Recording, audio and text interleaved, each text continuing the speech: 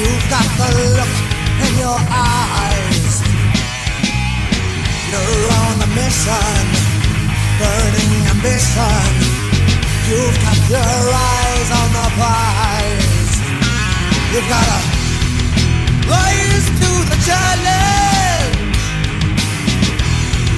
Show 'em what you got. Step up and take what's yours. You are kings now, Clash of Titans.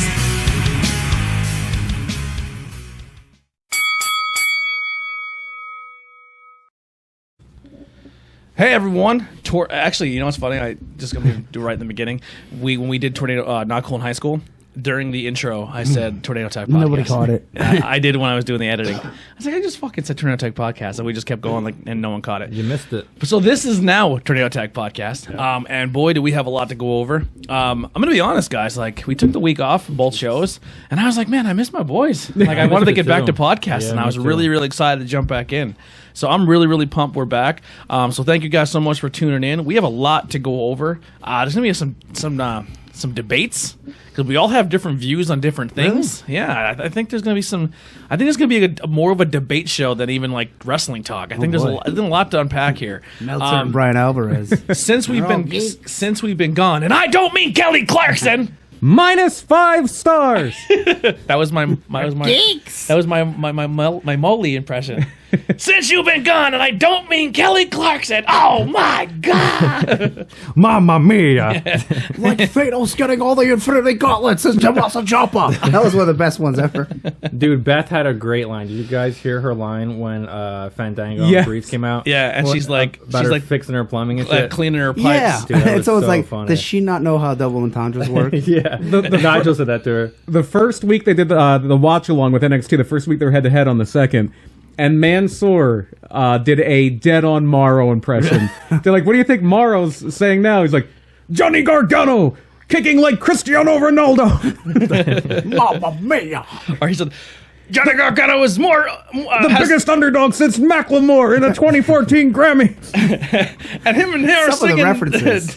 Stay Juicy or something. And you know who does good references? That Dio Madden. He does some deep video like game him. ones. Yeah. I like Dio a lot. The other guy, he sounds just exactly like Michael Cole. Like, if you're not, Yeah, that's why they put him If in. you didn't know Michael Cole wasn't at the table, you're like, oh, this Michael Cole's doing very well. Should have sprung for Joey That Styles. is the that is the requisite to be a play-by-play guy in WWE, is to sound like Michael Cole. Yeah. How about that dude who, like, on SmackDown, he just got the short end of the stick, dude. Now he's like doing Tom? Yeah. Yeah, he's doing the freaking UK show. Like, damn, that sucks. Yeah. All right. So real quick, I just want to say thank you guys so much for tuning in, supporting us. We do have a merch store, so go check out in the link below. Buy some merch, man, because this is going to be the last show you guys are going to hear. That's gonna maybe the audio is gonna be completely different because I was gonna say, make sure you say something after this last show. You're gonna hear it. Yeah, this is the last show. This is the last show. That's the We are last pulling a 10-8 round and breaking the fuck up. Yeah, 10-8 round is now. Yeah. These microphones that these guys are using will be the end. They will no longer be a thing. So it's an end of an era with the 4 microphones. With the four- we got the old 4 school brand new microphones. ones. Yeah. Before the show, Tony's telling Andy, "This is the last one with this," and he points over to the microphone, but Andy thought he was pointing at me. He's like, Yeah. "What did Brian do?" Yeah. Why is Brian? Brian is Although dying. the way these look, they look more professional. They look more like a radio show. You know, Yeah, like yeah. not these look more simplified. But Yeah, they're this better. is like a rock show. Like Yeah. I can get real serious, dude. Like I'm cutting Yeah. a fucking promo I, right. I want a Steven Tyler mic that's like on the stand. We're gonna put like little bandanas on Yeah. them. Yeah. We got little cloths tied them on. Like, I want a little tie. We have to plead allegiances. We're either Bloods or Crips. They're either blue or the red. Yeah. Yeah. More on that later. Yeah. We're going to pledge gang allegiances. Yeah, we're gonna do Nice. something similar. I'm trying to pull up the news as I'm rambling here, but yeah, like I said, man, we have a lot to unpack here. When we were gone, we've had the debut of NXT on USA, Yes. and then AEW on TNT, And NWA on YouTube. and NWA on YouTube. Power. Yeah, Power. Yeah, Power. And AEW On Dark on YouTube. Yeah, I did not watch the Dark. I did. I watched it today. There is I didn't catch it apparently either yet. there is apparently one for next week's Dark that is going to be really good. Janela and Kenny Omega. I was watching a live stream, and they had the one without the commercials. Mm-hmm. So I would see what's going on, and what Justin Roberts announced that, and there was some tag match they had after the show. Oh, nice. So the only 2 of you watched it. We can probably go through it pretty quick. What did we think of the NWA? Loved it. Yeah, I thought it was great. Super old school from Yeah. what you guys were saying, Yeah, it right? was super old school. It was really fun. It was Nobody really comes out with music. They just come out and they cut the promo and the little stand there, how they used to be, and there's the curtain on the whole side. Or they just come out and get in the ring and wrestle, and they have job matches. The job matches weren't bad. So there's like jobbers. Yeah, and the jobbers look like jobbers. The very first match, it was like 4 straight jobbers where I was like, I'm not going to like this shit. Like, I was like, I'm going to have to turn this off. But I stuck through and it was all right. But yeah, it's a really cool presentation. Who's their big name? Nick Aldis is their Aldis. champion. Oh, the guy who wrestled Cody. Mr. Kennedy's Yeah. there. He's Mr. Anderson. Homicide and Eddie Kingston. Eddie Kingston's I there. got James Storm. Yeah, Cowboy James Storm. Eli Drake from Money. Impact. They Rock have- and Roll Express are going to be there. Well, what's that girl's name? Thunder Rosa. So they have some girls. They have a lot of people, which I think Trevor Murdoch out of retirement. Yeah, how about shit. that? I didn't even know They're they pulling had some deep cuts. Nice. And the guy that's so it's Jim Cornette and some other guy. on Joe top Galli, there. I think is Yeah, his they're name. good, but they have this interviewer guy. Jim Cornette. Yeah, but it's all old school, so he's not mad at anything. Yeah, he's not yelling about politics. Right, yeah, he's actually pretty positive in this, which I was Yeah. like, oh. Because he's a part of it. Yeah, of course. Yeah, if he's not a part of it, he would hate it. But there's nothing like he's the rest There's of no he like isn't high flying or hardcore shit. So like nothing. Yeah, there's nothing It's too over the super top. old school. You Yeah. said that he loved the first episode of AEW. Yeah, Really? He said Yeah. it was a Oh, better wow. show. He Oh, wow. preferred There's it over only a NXT, couple yeah. things he didn't like, but I listened to the podcast today actually. Okay. But NWA is very good. 6:05 every Tuesday, 6:05 p.m. Yeah. So while we were gone also, RetroSoft Studios made a huge announcement. They've been teasing a big name for their video game, and boy, did they hit when at the perfect timing. He's got a new name. You know, he changes his name all the time. Now it's Johnny Retro. So John Morrison, who's now returning back to WWE, is going to be a playable character in Retromania, How about and that? he's going to go by Johnny Retro. I hope which WWE is doesn't awesome. try to stop it. I hope not, because man. you know how they are. I don't think they Yeah. can if it's a Yeah, deal that before. took place before he signed. That Yeah. actually happened with one of those Legends of Wrestling games where Van Dam signed a deal to be in the game before he signed with WWE, so he was in Legends of Yeah. Wrestling even though he was an active WWE Right. guy. Yeah. Yeah. before it becomes Johnny SmackDown. Trying to go over some stuff. I don't want to Speaking go. of Rob Van Dam, Coming to PPW. Yeah, they're doing 2 shows. Well, one's on Saturday, one's on Sunday. That's the first time doing that. Yeah, that's interesting. Yeah. No show this weekend for Outbreak. Yeah, it got canceled. Got canceled, Yeah, which it is got canceled. very disappointing because Yeah, I was looking forward to it. It was probably one of their better, best cards they had in a long time. Yeah, Was so- that going to be the card with like Ace Austin? Ace Austin versus man, Castro. Yeah. So hopefully that whatever show they do, whatever the next one is, they just put all the matches to that. If everyone can Did make this House of Glory C4 happen yet?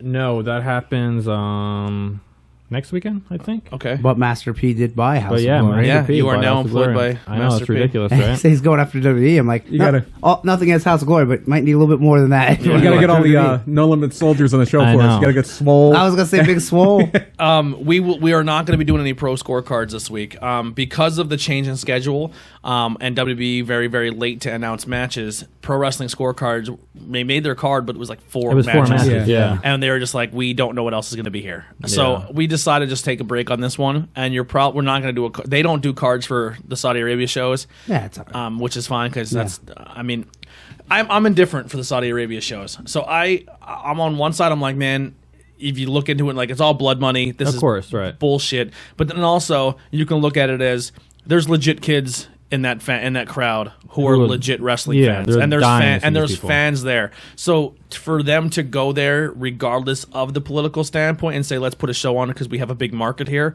I do kind of respect that. And I would if they weren't making millions. Yeah, to do so it. much You know money. what I mean? Yeah. Yeah, so yeah, much. much so money. so in one aspect, like when people are like, "Why is the wrestling not edgier or doing this?" and then you look in the crowd and you see that little kid getting hyped up over a match, I immediately resort back to when I was a kid. And I'm like, "This is why I'm still here." You know what I mean? Like, Yeah. so it's kind of nice that sometimes like you can take your kid to a show and it's not super X-rated and F this and F that and Right. you know what I mean, you don't have to have a talk on the way home from the arena with your kid. Maybe I guess you do now with some of the stuff going on, but just trying to get some other news here. While you're looking it up, there is a big show this weekend. New Japan, King of Pro Wrestling. Yeah, It's actually Monday, I think. Okay, yeah, the 14th. Yeah, it well, is Monday. Sunday into Monday. So. Yeah. So Rock and Roll Express won the NWA Tag Team titles so for the that- 9th time. Spoilers. Yeah, but that's gonna be on NWA Power. But I think the next episode and the one after because they taped it all in one shot. Oh, Yeah. sorry. Yeah. Well, the pictures were out. Yeah, so- they released. It's like when people would win titles on SmackDown and then WWE put it on their Yeah, website. I think Ricky Morton have even posted the picture. So He did. The Sambo Show is back with the new thing with their scheduling. It's hard for them to put stuff out there, so they're out. Another quick thing: if you want to follow us on Instagram, go check out IWEP Network. We're gonna get active again, putting stuff out there. So for like tonight, we're gonna take some pictures of people who wore wrestling shirts. We're gonna take some pictures and put them on there. Both of us. Yes. We are actually. Oh, okay. Yeah, we are actually sampling the Yingling Hershey chocolate porter tonight, which is like the new rave of the area. Ben's actually hanging out with us tonight. He actually provided the beer. What do we think of it? It's not I'm bad. only here to eat and drink tonight. Yeah, he's here to eat and drink. Mine's still really cold, and I wasn't getting too much of the flavor. now, what if it was a Hershey bar with Yingling flavored chocolate? I'd be so. I reverse. I we took do a- ice cream. Yeah. Yeah, they do ice cream. That's true. Yeah, it's Black not. It's and tan, it's yeah. it's good. I don't get as I thought I was gonna get a lot of coffee. It's a lot better than I thought it would be because I'm not a really big fan of beer at all, but it's pretty good. So I mean, not to jump too far ahead of it, but NXT did lose in the ranking system when it comes to viewers and Ratings. to ratings to 2 weeks in a row. AEW 2 weeks in a row. AW lost a lot of audience though in that second The show. second They dropped show. by like almost 500,000 viewers. Yeah. Oh wow. If They you're said that it was a big baseball game. So. Yeah, Yeah. that I was- mean, Yeah. it did play on True TV East. yeah. Yeah, Yeah. because the thing was, if the first baseball game would have went long, they would have moved it to TNT while the second one, or they would have moved the second one to TNT. So they put it on True TV just to make sure it would air. And yeah, it got like we're just a little under 1.1 million on TNT, and then like another 100,000 or so. Yeah, which is still on not a True bad TV. night. Oh no, and they do great in the 18 to 49, which is what they really want. Yep. It's been no question a success so Yeah. far. If you are looking to get some new AEW merch, you don't have to just get it from ProWrestlingTees.com because I know their shipping is a little high. You can go to Hot Topic. So Hot Topic is now going to be selling everything. The main ones they're showing here is the really cool Cody shirt with the skull and the wings, the Young Bucks shirt, the Jungle Boy and Luchasaurus, and then the little bit of the Bubbly shirt is on there. So you can go grab that.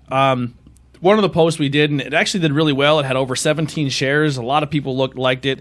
One of the many posts that did really well as of recently, we'll get into in a second, is the one I kind of took from another page, but I thought it was a really cool logo that someone worked really hard on. I couldn't find the source material of it, so I couldn't give them the credit. But they made a really cool coexist. How they have the ones where all the different religions. And I just said, hey, remember here, you heard it here from us at TTP. You can be WWE, NXT, New Japan Pro Wrestling, Ring of Honor, or AEW. They're all or any local amazing indie shows. It's all for the love of pro wrestling, and we're lucky to be around. It's such the best time to be a fan to enjoy it all. So there's going to be some stuff and some debates that are going to happen tonight, and probably from time to come, because now we have competition to talk about. There's something else out there. So if there's something that maybe we prefer over the other, it doesn't mean that one of us is pro one over the other. You're looking at the biggest WWE mark of all time. I didn't even watch WCW when I was a kid. I didn't partake in the rivalry and stuff, and I'm changing that now. Right. Like I'm trying to find the indies. I'm trying to get more into Japan, and I'll get into that as well. But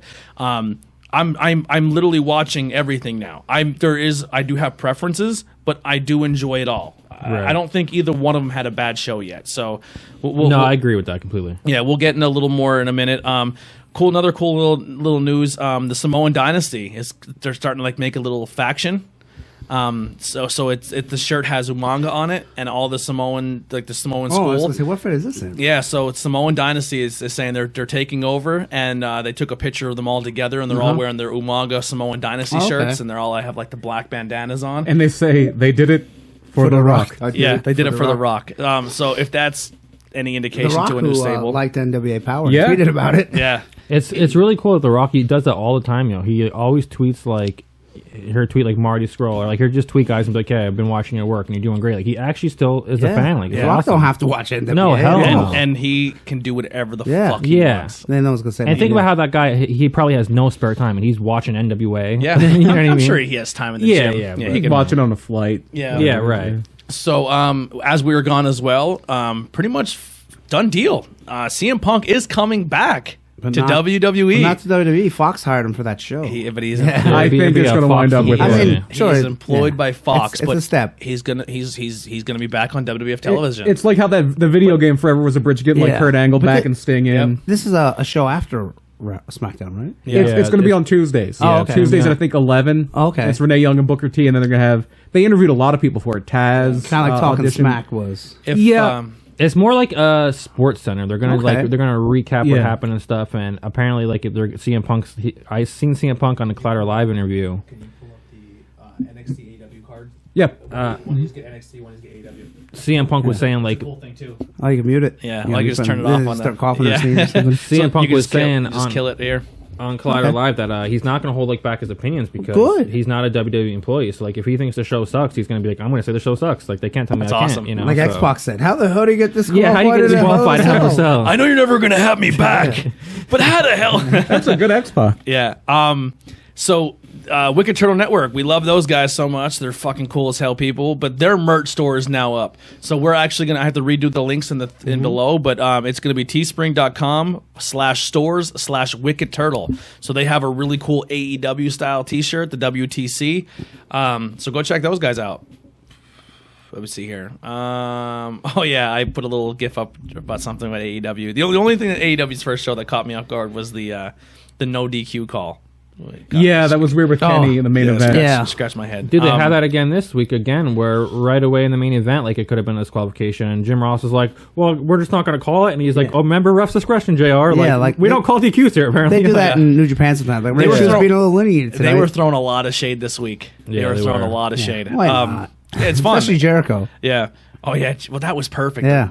He threw shade, but he did it to It made sense, reestablish yeah. a new character. You know what I mean? Yeah. The only thing with Jericho is the only time he screwed up in that promo was he really could not remember what the hell like Jack Swagger's name was. He was like Jake, whatever. Well, JR did it. Yeah. JR fucked up Yeah. the 14 He's like- times too. Well, you're so used to calling somebody Yeah. something. Yeah.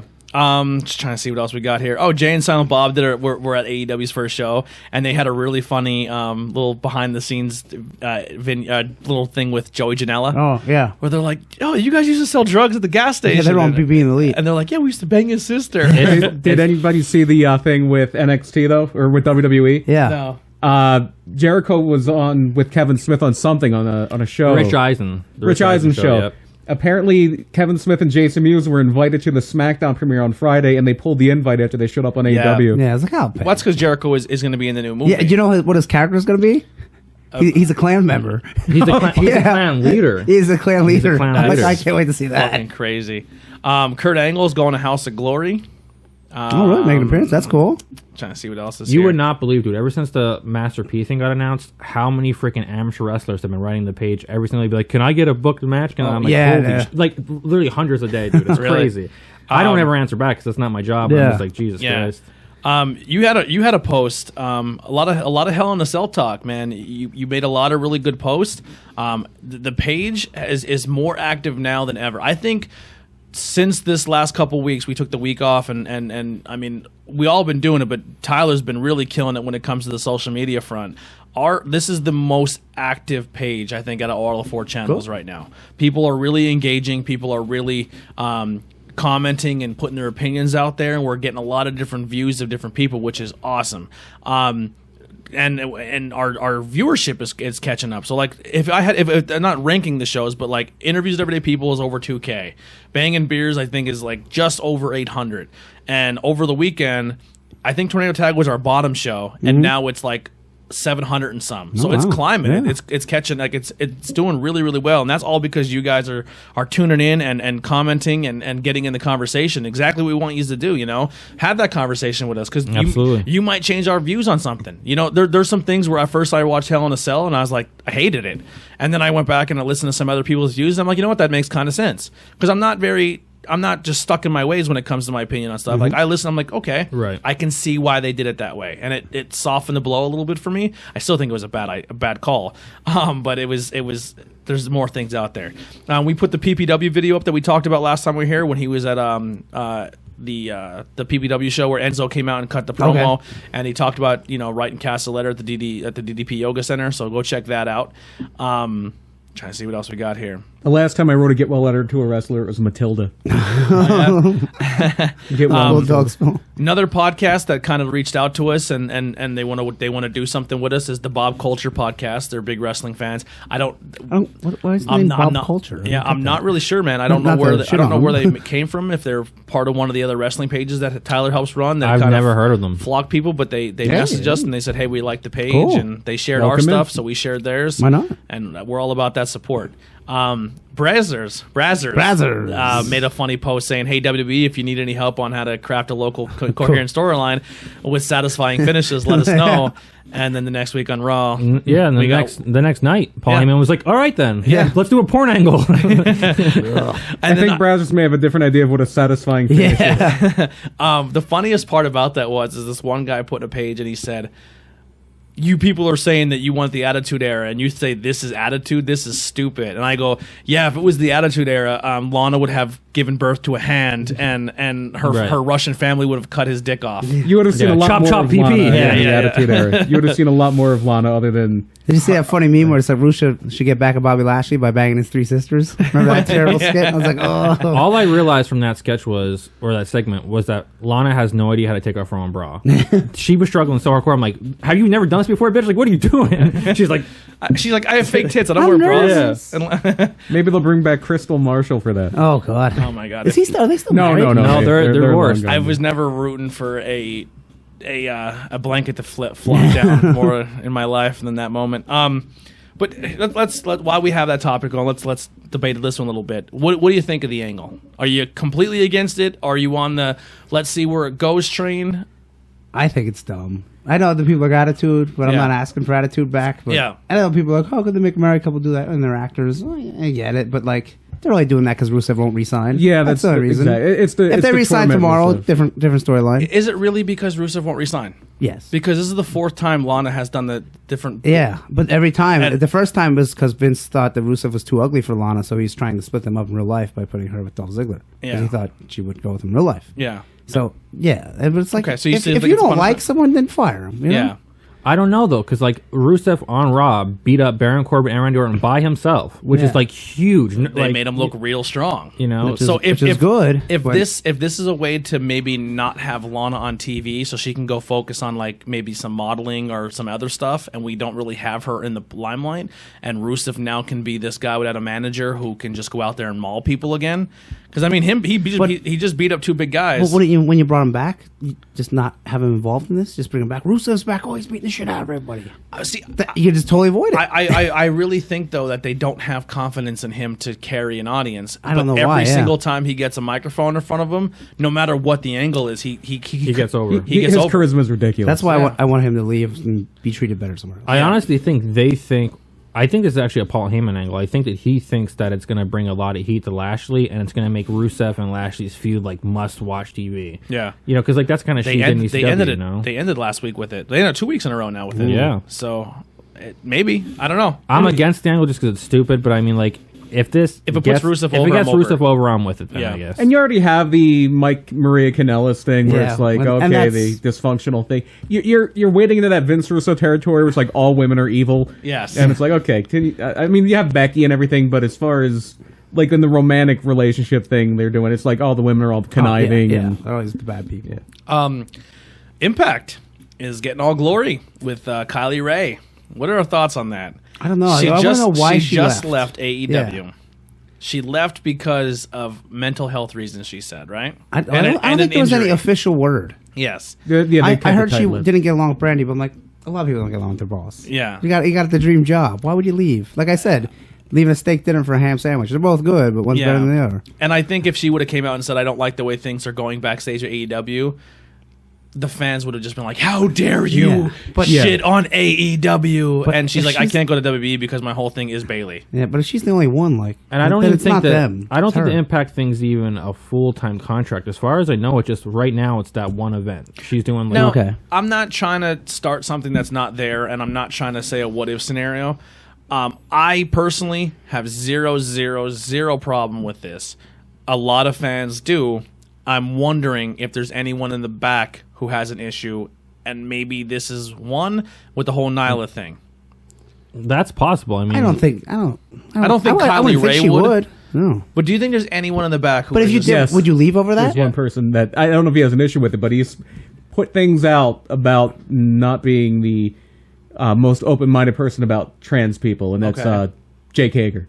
Really? Wow. Yeah, he's super conservative, like Really? super Republican. Yeah. Like, that's not the an federation for him Oklahoma to be good in old then. boy. Yeah, You know? yeah, you're in the wrong company then, Yeah. brother. I just think I don't know. If it doesn't work out, then they'll get rid of him before they get rid of her. We'll get into that, but Yeah. his appearance, it did nothing. I was never a Did fan. nothing He's for big. me. That's it. the funniest thing I heard is that if Jericho's like Shawn Michaels, he can be Diesel. Yeah, But that's the whole thing, man. It's so weird to me. Like, as much as I like AEW right now, that Jack Swagger is like the big monster in that company because nobody's big over there. They're all small guys. Yeah. Crazy. It's like that's You could have got a better big guy. And I who's think that guy Luchasaurus is actually taller than him. But Who's still. that guy Yeah, that he's teased? true. Oh, yeah, they did have a vignette for Oh, what some was dude his from name? Pittsburgh. Like Yeah, what happened? to that? Harrow or something like that? Yeah, he had a real weird name. He's like, I think he was kind of Spanish looking. He beat the guys up in that video, and that was it. He beat him up in the Yeah. parking lot. Yeah. And he had some girl manager. and then we just had the birthday of probably one of the top 5 Eddie. greatest of all time, Eddie Guerrero, Mm-hmm. and for his birthday, I think they just gave a guy in NXT his finisher with the frog splash. Oh, really? Who- Yeah, which Leo guy? Rush. Leo Rush. Oh, he was using that. I see he did that one time before. I don't know if that's been his finisher before when he was Yeah. in CCW. and I think stuff. he just won with that because it was like Oh, Eddie's okay. birthday, Yeah, you know makes what I like mean? a tribute But- thing. Yeah, so like Sasha does it sometimes. yeah. But There was a little hers bit is of- very shitty. Apparently, Cody's sister wasn't happy with Jericho's line about not liking Dusty. Oh, really? Well, Yeah. I mean, if I had no if- idea Cody had a sister. That's Yeah. breaking news to me. I Yeah. never knew. It fits the story, though. Jericho's going for it though. Yeah. No, He's he. I know. I'm he- sure Cody didn't mind. He's No. like, yeah, Oh, no. say it. Yeah, Oh say yeah, it. for sure. Well, here's the thing. Cody heard that promo. It's all dollar Yeah. signs. Well, here's the thing that pissed me off with that. Like, so he does that promo and says, Dusty didn't like him. Cody, spoiled brat. And his other show, it's a freak show. You know what I mean? Dustin, Like, not that good. yeah, not that good. And then Dustin come out and just attacked him and beat him up the whole time. And the whole time they're saying is, you're never going to get a fight away from him. Idiots. He just cut a promo during the night where he made fun of his father. That should be your insert when Dusty just said, F it, I know he's not the legal man. I'm going to go kick the shit out of him. That was your time to take Jericho's phrase and light the fucking bottle rocket and let it blow. You know what I mean? Like, I just think it was a huge missed opportunity by the commentary staff there because that's obviously where both of them were going with it. You know what I Yeah. mean? They were trying to make it more personal for that night, and they just literally went all right over JR's head.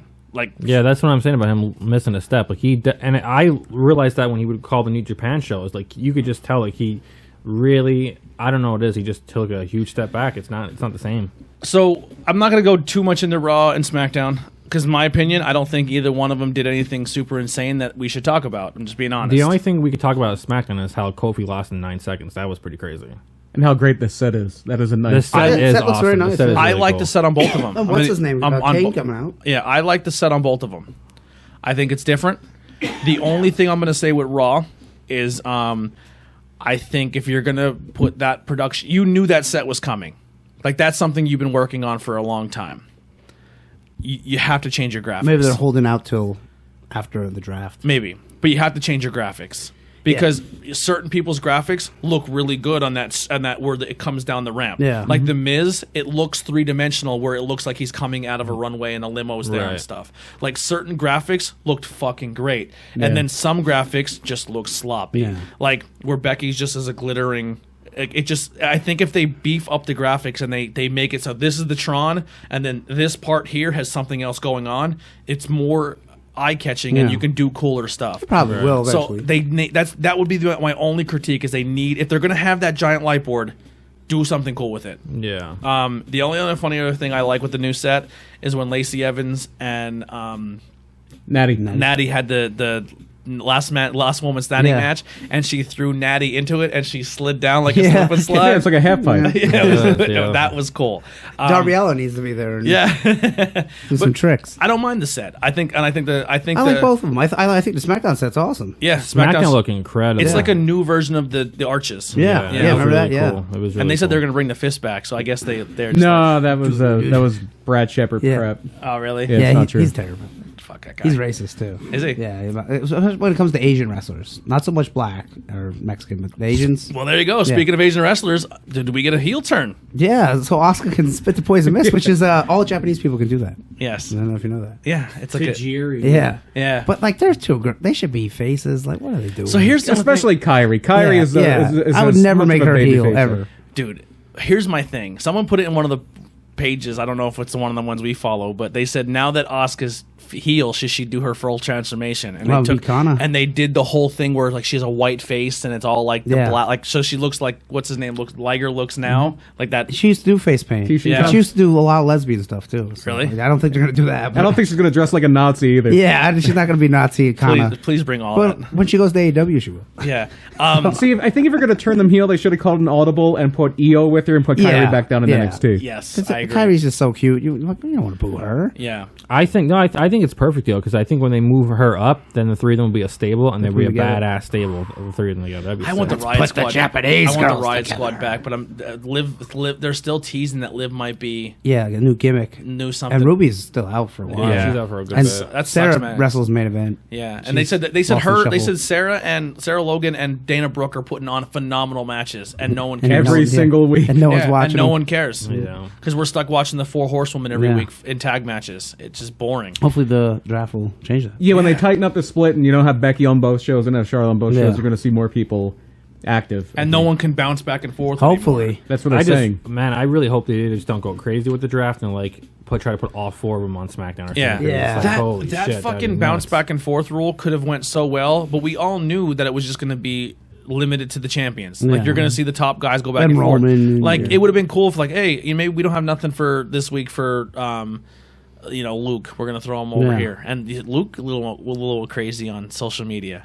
He wants out. He's looking for. a He's- reason he's to ready to get He, fired. li- he literally said, I curse on Twitter and got a fine, but NXT superstars can say whatever they want. Yeah. Isn't that bullshit? Or something like that. Or So I don't blame him one bit. EC3 did something similar. Poor but EC3. He's like, this is my obligatory post, that something like corporate mandated post promoting the draft on Friday. Unrelated, here's a picture of me doing an elbow drop. Yeah. When's the last time he was on TV? I know. Probably for some bullshit with the 24/7 Yeah. title. Yeah. That they need to fix that too. I love R-Truth. He started That thing something. went up so high and it was so popular and it just Now no one cares. Yeah, no It's one like gives a Guitar shit. Hero. Give it too much and then no one Yeah. cares. Yep. It should have been an only internet thing, man. They should have Yeah. had all internet thing. Yep. It would have been And great. they review it in 2 minutes on Yep. SmackDown Raw. Here's what happened this week. 24/7 title. Well, another thing too, like they were doing a lot of cool social media stuff with it. And it seemed like they even stopped doing it. Yeah. Like they're like we're not like it's like oh okay this is actually getting some steam. We need to take this back over. That's how the WWE is. If you get over, they don't want you to get over. It's like That's so weird. It's like Yeah. you're getting over. We need to take the reins Yeah. back off you. Anybody Zack Ryder else goes, syndrome. And then we Yeah. tell you what to do. Like when R-Truth was standing there with a fucking lampshade over his head. That was not WWE. That was R-Truth being funny, Yeah. and it went over great. And then they're like, wait a second, people enjoy this. This needs to be You our gotta rate idea. it back. The worst was that guy Alejandro Estrada. Armando! He got so over that they just got rid of him. They got rid of him. Yeah. Yeah. Do you I was remember like, when he 'cause they came wanted to get back? over. He came back for like 1 or 2 matches on main event. He was managing Tyson Kidd, and it was obvious that all they did was said, "Watch as much Gary Hart as you can." And he came out with a shaved head, a beard. My name's Armando Estrada, like just completely Ruined his Gary gimmick, Hart. Yeah. Yeah. It just makes no sense, man. That WWE is like, listen, we want you to try to be your own person. Like don't depend on us to get over. They always say like John Cena will give interviews, be like, well, listen, it's not WWE's job to put us over. If you want to be over, go out there and try.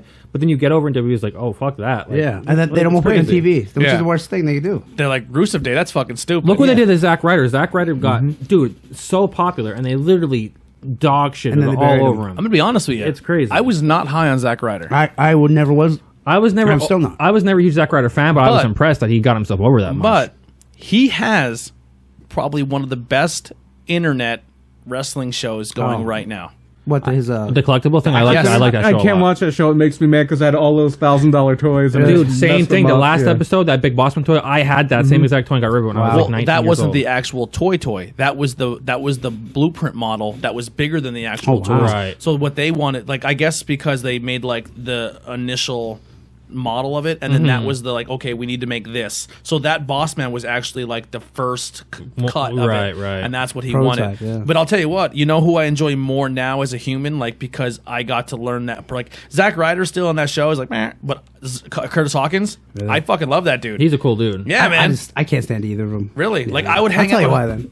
I'd hang out with Hawkins. I think if It's funny because the way Zack Ryder acts in real life, it makes sense because like his best friends are the Miz and Dolph Ziggler in real life, and all three of them are kind of like dicks. Like they're cool guys and everything, but like they're really arrogant in real life too. Like who's that? Dolph Ziggler in real life. Like Dolph Ziggler's who? more With Zack Ryder and the Miz. Like them three are like interceptable. They're so Weren't they all close. at the Mrs. Wedding with John Yep. Morrison? And Morrison's Yep. tight with them. Is Yep. what's probably why Morrison came back. Yeah, I'm sure. That would be a fucking dope ass stable. Like you would think so, instead of just randomly putting Dolph with fucking Bobby, which good for Bobby Roode. I'm glad he's back on TV and shit. But Yeah. he could have been a Robert single Roode. star easily. You know. See, this is why I don't like Zack Ryder. He's been there for 10 years. Name one memorable thing he's ever done. Besides other than- winning the ladder match, Yeah, and lose it the next day. nothing. He did nothing. He for got me. pushed off the stage I by was Kane. gonna say I can name all bad things. Yeah. I can. Yeah. He's one of them guys that he's just happy to be there. Yeah. He doesn't care if he's on the show. See, I thought the Curtis Hawkins losing was funny. Yeah, but if I don't like that either. But if I was having a Fed and you're just there and you don't care what you do, you're gone. Yeah. I want people that want to go out. It's and have weird because because like Zach tried at first, like Yeah, he and then he tried to gave get up. over. He got over on the internet, and then once they like dashed his dreams, he was like, "Well, I fucking quit." Then. Like I don't but, care, you know. I thought he was only okay in the ring anyway. So like, Yeah. yeah, he's very. he was never going to be world champion. Even No. though they did put the belt. He's a push great behind look. him. Yeah, He's a except great for look. when he had that stupid half lump, leg. yeah. But if you can Oh, stand, if you could stand in New York City though in MSG and The Rock, it's The Rock and Cena versus R-Truth and Miz and the entire crowd the whole time chanting, "We want Yeah, Ryder!" yeah. Like that's crazy, dude. Oh, I admire how he got himself Yeah, over that's around that crazy. time. But yeah, he never really did anything for me No, as a yeah. wrestler. His collectible show is really good though. I like it. I like it a lot. And I also hated the Jersey Shore, so I hate that gimmick. And I just, I Yeah, can't stand it. agreed. Yeah. So Ron, anything else Ron SmackDown before we kind of get graze over it? There was a women's tag match that wasn't bad. I forget what it was. Was it Nikki and Alexa versus Sasha and Bailey, or was it? Something like that. But Yeah, it we've was seen pretty that good. I 14 forget. Yeah, times. yeah. Then they had Asuka and Kyrie Oh. against Becky. And Oh no, it was Oh, yeah, Asuka. that was good. Yeah, That it was was a good Asuka match. and Kyrie versus Nikki and Alexa. That's Yeah. when she first bit the green mist. Yeah. That's when they won the tag titles. Yeah. So they finally That put was the the tag titles on. I'm pay-per-view. like, okay, send them to NXT. What's Yeah, everyone's yeah. opinion on Kofi losing the belt so quickly? You think? I wish he would have got some offense in. We knew Yeah. we knew it was Some. coming, but I didn't think it was, here's what it looked like. It looked like they were like, "Oh fuck, we're running late on time." And we don't know how this Kane thing's gonna go over. Just go out and it's gonna be like, I don't know if they initially planned it to be a squash that I think much, they did. or Yeah, they I walked think out and so. said, "Dude, we have 15 minutes." Meltzer Go out." said they actually planned it because they tried to do a thing where it was like a real fight where like in a UFC you can get caught with one punch and Yeah. it's like a knockout. But like that's not the way wrestling is. Like that's Yeah. fucking stupid. That's the way Like, it Brock works. didn't knock him out with a punch. He hit him with an F5. Like I could definitely see where they're trying to get that realism angle, but Yeah. What do you think about Kane? Because I'll tell you my thing. I'm no MMA fan, so I didn't know who the guy was. And my friends didn't say it, and they didn't say it. I'm like, who the hell's this guy? Exactly. And here's the thing: for wrestling, you gotta have a look. He doesn't look cool. Nope. He doesn't look in shape. Nope. He just looks like a big guy. Am I Someone close said, enough? "Who's that fat skinny guy?" Yeah. And so it's like, but then my friend showed me the thing where he beats the shit out of Brock. I'm like, that's cool, but Yeah, like, beat the fuck out of if him. you don't know who he show. is, which like, oh, Dominic 75% shaved his of head, wrestling yeah. fans don't, they're like, who's this guy? Same with when. But when Frank Mir walks out, you're like, he looks pretty cool. Yeah. You know? Now, but you still don't know him. If same you're- with what's his name, the boxer. Tyson Fury. People yeah, are like, who the fuck I is had this no guy? idea who that was. Yeah, so I think that's you're trying to get your crossover boxing I MMA get. fans. Yeah. I just it's- learned today the reason Tyson Fury is doing it is because him and Deontay Wilder, their second fight is going to be over in Saudi Arabia. wow. So Oh, wow. like he's getting used to the market now. So like that's pretty fucking cool. You know? Yeah. Yeah. That's gonna be hard fighting in that heat. Oh, Yeah. man. fuck yeah. But that I don't want to see that match, if you want to call it a match, him versus Braun. And also Kane. I hope he's- it's quick. Kane's not ready for a main event. He's only had a couple matches, and Brock's not one to carry somebody, so that Brock- might be an Eric Goldberg Undertaker. Brock's gonna beat him up. Yeah, I think so. Yeah, And Kane has a hurt knee, like legitimately, like he has to have surgery on the knee. He's gonna, Oh, wow. he's gonna wait till he's done his WWE stuff and then go with the knee surgery. But it's like you're gonna go in there with a bum leg and 109-degree weather and fight Brock Lesnar. Yeah, I don't think It's not that's going to great. be. Not good. I don't want to watch that one.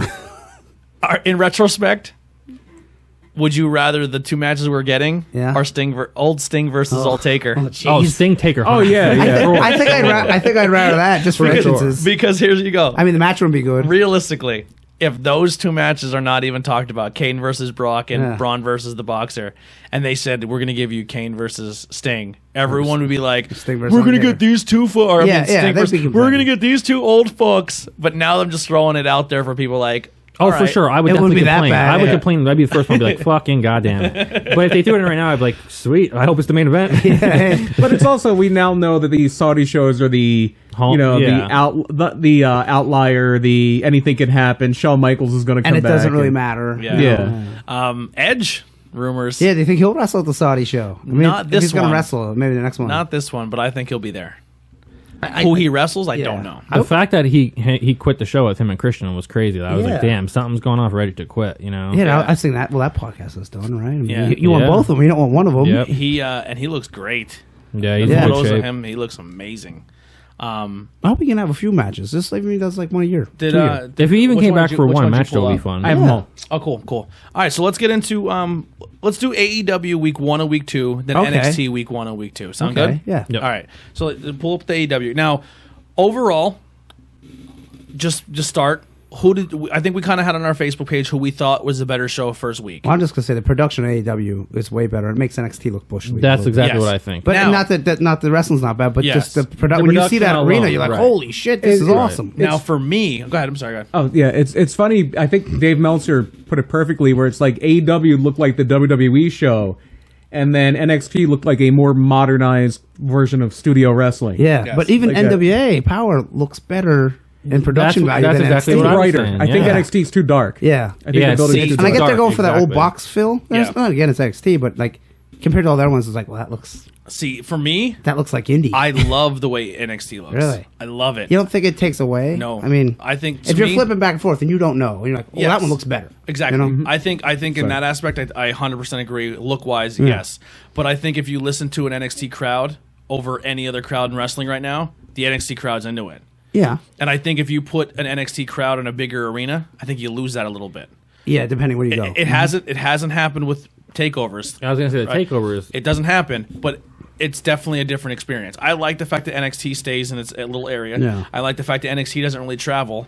I like the fact that NXT is like an exclusive thing. I like that about it. If you told me I have tickets to every wrestling show that's out right now, who do you want to go see? I'm 100% taking the NXT tickets Yeah. because as a fan, I like going to a PPW or an Outbreak where I can pay a ticket, and no matter where I sit, I feel like I'm on top of the action. Yeah. I feel like I'm next to the ring. The entrance ramp is super, super tiny, and that Jumbotron is super simple, and it just does what it's supposed to do. They're not trying to hit you with huge graphics. They're just there with a big, like, my name is Ciampa. Like, it's Yeah. not. They're not trying to hit you with crazy pirate. It's super simple, but I think it's clean. And I like the dark crowd because they're not trying to do what WWE does every 30 seconds where we're panning to an I think audience member going, Yeah, and where they're- they don't lighten it up because it's small, and that will Yeah. show it Yeah. that the building's small. So I like how when TNA I like used to how do the it. lights go out, so it's more focused on what's happening in the ring Yeah. and not so much what's happening, because now that it's dark, you hear that place going fucking crazy, and that's where your fan shines through. That's why I like NXT more, but I can definitely see how people think it doesn't look as good as other Yeah, productions. I think it's going to be on the road eventually. I don't like definitely. personally the NXT entrance where like sometimes they come up through the middle or they come Yeah. from the left or the right. I think too many entrance ramps is silly to me. I don't mind that I don't like it.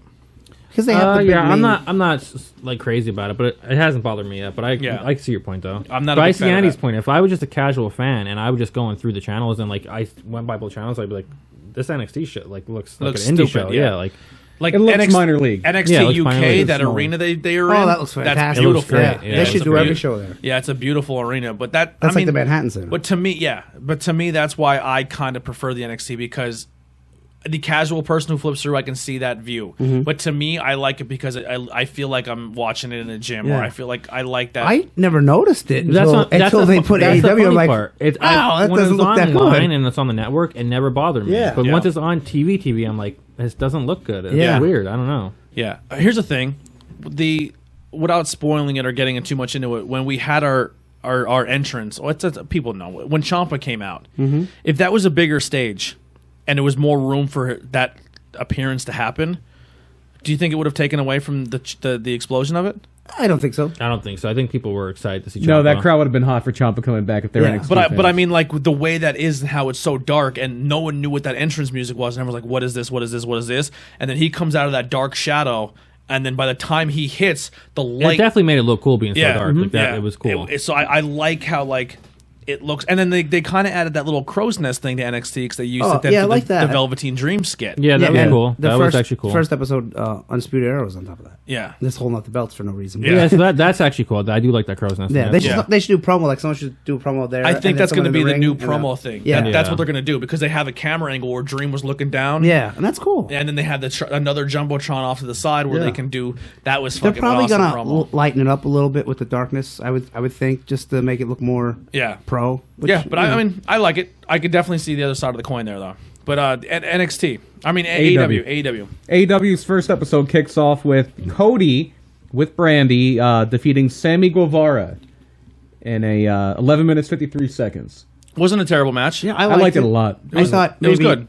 Yeah, I was a little surprised that he pulled Brandy and she took the suicide dive. Was it suicide dive? Yeah, right right in front of Kevin because I Smith. watched so much wrestling that yeah.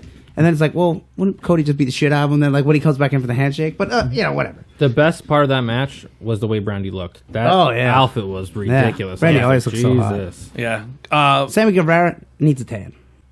A tan? Yeah, he needs a tan. I was saying to you, like, to me, He's it makes so no, pasty it makes white. no sense they picked him to be a part of that stable instead of like Sean Spears. Like, Yeah, Sean I Spears think could've got They the just rub have so Yeah. much, but- they're high. on Maybe him. Jericho. They said, "Who do you want?" Yeah. and he said, "I want him." Yeah, I'll get it. Well, that was You one of know? the questions. What do you think of Jericho's new stable? So we'll get Yeah. into that after we finish our week 2 wrap up here. But And then the match following that is MJF beating Brandon Cutler 2 minutes 55 seconds. Which did Brandon Cutler get really hurt, or was that a part yeah, of it? was that It's hard to tell. Yeah, was that a legit injury or was that something that they were Yeah. like? It seemed kind of improvised. Like I It don't seemed think very improvised. Yeah. It And- did, but Tony Khan he always does like press conferences after the show, and he didn't mention that like he was like injured or anything like that. I don't even know if any reporters asked like, "Hey, is Brandon Cutler hurt?" But Yeah, like no one he cared. wasn't like, "Oh, just by the way, like Brandon Cutler got hurt tonight." Like he didn't say nothing, so I don't know. Yeah. I was a little Did impressed you- with his athletic skills. Yeah, Brandon Cutler. did you watch any of the new NXT at all or the AEW?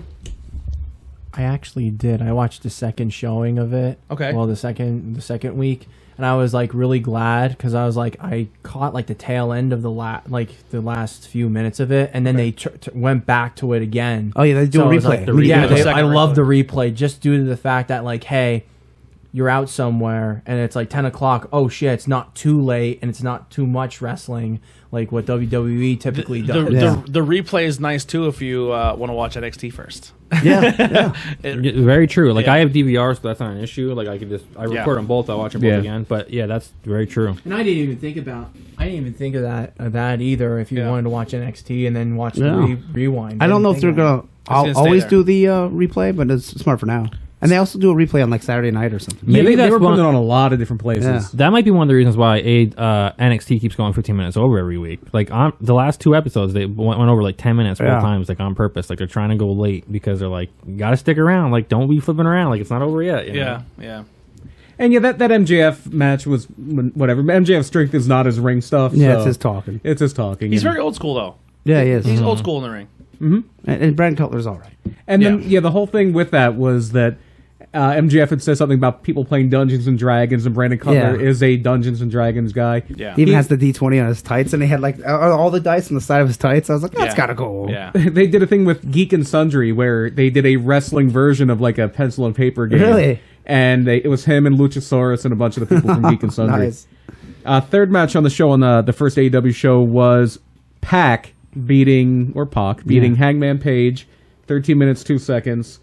They seem to be building. Great match. And they seem to be building Pac up for Pac, however you say it, up for something. Yeah. Something good. They're back and forth on how to say it. I always thought it was Pac from when he was in Jakarta, but whatever. Somebody brought up a great point. I don't know if it was in our group chat or if it was like on one of the millions of pages that I'm a part of, but it's so weird that Pac is always dressed in his ring gear. Yeah. Like he's never in normal Yeah. clothes. He's always wearing his tights, and he's always. It's like what's It's like he's the Undertaker. Yeah, Yeah, he's always ready, dude. He's at any minute. He's like, I'll get in that ring right now. it's crazy. I liked the match. I thought it was pretty good. That was It was a honestly. little slow, but Yeah, it was I didn't think I wasn't expecting any 5-star matches on Yeah, TV. I thought it was a good match. I thought it was a good match. You saying that reminded me of something though, where, and this is when he was an everyday character, like in the world title mix. And there was a streak in around like 2009, 2010, where Randy Orton was on Raw almost every week, Chocolate. and he chocolate. didn't wear pants. Oh, Like, he always he had wore a a no- shirt but no pants. Yeah, he it had was a- so annoying, dude. There was It a looked like he Randy had Orton- nothing on. It drove me crazy. I was like, this dude looks like he has his dick out. Like, what is he doing? He's showing bottom sack. Yeah, it made no sense. It was a horrible look. I don't know why they put him on TV like that. I'd be like, dude, take the shirt off or put some pants on. You're not going out like that. And a match that might have been my favorite match of the first episode of AEW, the final, or the match for the women's title. Riho gets the upset over Nyla Rose in 13 minutes, 26 seconds. So Nyla gets a lot of shit for not obvious. Did you see what she posted for Hell in a Cell? She's like, people are so mad at that match. I thought I was in it. Yeah, I was like, that's awesome. She's great on social media. Oh yeah, she's funny. People are gonna fucking shit on her because they're fucking closed-minded idiots. For being a bigger girl, not many big girls can do the athleticism she does. Yeah. And she hasn't been wrestling forever, has she? No. She's like newer. No, yeah. That years. that move where she fucking hit The Rio knee off, yeah. where she where Rio was bent over the top Yeah, rope like and the she knee jumped up, up yeah. with the leg drop. That was That cool. was The swanton on top of the pile of chairs. Yeah, I was that like, looked like ooh. it sucked. Like Yeah. you know what I mean? Like That was another match where like they were just like, listen, rules. But it was a championship. I You get it. literally took 200 plus Nyla. At least. Nothing Like against I'm not trying to be like Jim no, Ross it's goes, just the just paper says the truth, yeah. 135 or 60 or something. It's something like, and a 98 pound yeah, Riho is Rio. very tiny. She's smaller than Sasha. And Banks. for having that complete different size advantage, I thought they had a really good fucking match. Yeah, Rio is like 98 pounds. 90 pounds soaking wet. Yeah. She was like a really light girl. Yeah. That's Yeah. another. That's another thing I like about AEW. Anyone can really wrestle anybody, Yeah. as opposed to like Yeah. what WWE does. minutes. It's like, oh, we're gonna stick to it. This and, like, and then when the you big know, man body segregation. yeah, and when the in a big way. man loses, you're like, well, that's fucking stupid. Yeah. You know what I mean? Like that's kind of where WWE is now because they built their entire company off its history off the big It man does. always win. That's why I was Okay. always drawn to Shawn Michaels Mm-hmm. because Shawn Michaels is like, well, here comes Shawn. He could beat like as someone who was always tiny my whole life. That's why I gravitated to Shawn Michaels because I was like, oh, or a bad guy. Because a bad guy, their size didn't matter because they can do a trick to beat the big guy. Right. So I was always anti big dudes. You know what I mean? So like that where AEW really doesn't have that big presence yet, except really in their women's division with Kong and Nyla. yeah. But they literally showed right off the bat like it's anyone's game. Yeah. And yeah. that's always a ready-made match, that David versus Goliath match. Yep. And with women's wrestling in TNA, Kong and Gail Kim would tear the house down. Yeah. And going back to Sting and Vader, there are so many great things you can do with that, and they really hit it pretty well. The only thing I didn't like about the end of the match was like Nyla was going to keep attacking her, and then Kenny came out and like saved Rio and stuff. After Michael Nakazawa comes out, and then she saves him because he took the power bomb. She was like, oh, and she was like, oh, so Yeah. she saved him there. I was Yeah. like, that's a good move there. Yeah. And I just then, didn't like it because like are they- they're not setting up a Kenny. Yeah, and Kenny Nyla? They're not going to set that up, and it's making it confusing because like it's like Kenny needs over the needs couple of weeks he needs to start deciding like, am I the cleaner and I'm starting to turn heel, or am I the baby face that's helping I out my think friends? that whole thing was just Nyla lost, but she needs to look tough after. But then it's like, For sure, but I'm just saying, like, it could have been like Britt Baker could have came down and saved her, and that would Yeah. have made sense. Yeah. For it to be Kenny, I was like, unless they're going to step a match. Nakazawa didn't make any sense. yeah, either. Michael, Yeah. is he going to wrestle Nyla? Which Yeah. maybe. That would Yeah. literally shatter a barrier where Yeah. we don't. They're going to have intergender matches, 100%. They're Yeah. going to come.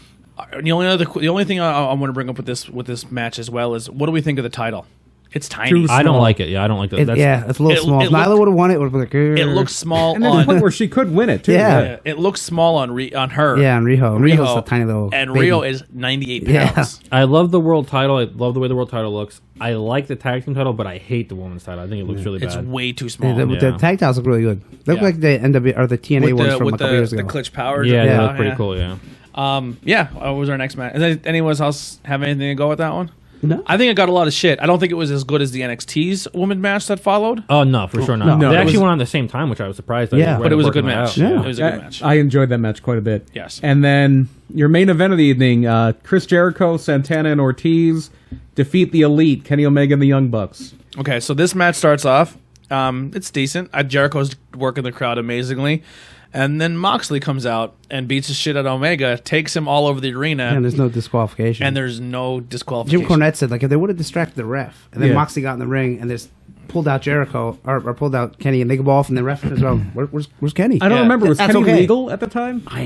No, I don't think so. But but still, he yeah. was doing something in the ring. Yeah. You know, like Yeah. he was about to go for his like Terminator thing that he does, where he's like dun dun dun dun. Yeah. Like, Yeah. He was doing that shit. He was trying. Which to I get it, but yeah, they should have maybe did that with distract the ref. It was weird. But then Nick had that awesome sequence there. Yeah. Nick Oh my was the God. better Jackson. So we were talking on the way up. in ring eyes for In sure. ring, yeah, for probably sure. not talking. Yeah. So here's my. I was telling him, I was like, so at first I was not sold on the Bucks. Mm-hmm. All right, and this is when they were in Japan. No, I didn't really watch them in Ring of Honor. I didn't really watch them in New Japan. So the first really experience I've had with the Young Bucks has been AEW. Yeah. And all I've ever heard is they're just a DX wannabe group. They're just a DX wannabe group. And me saying this is not validating that or saying that, but I'm liking them a lot more.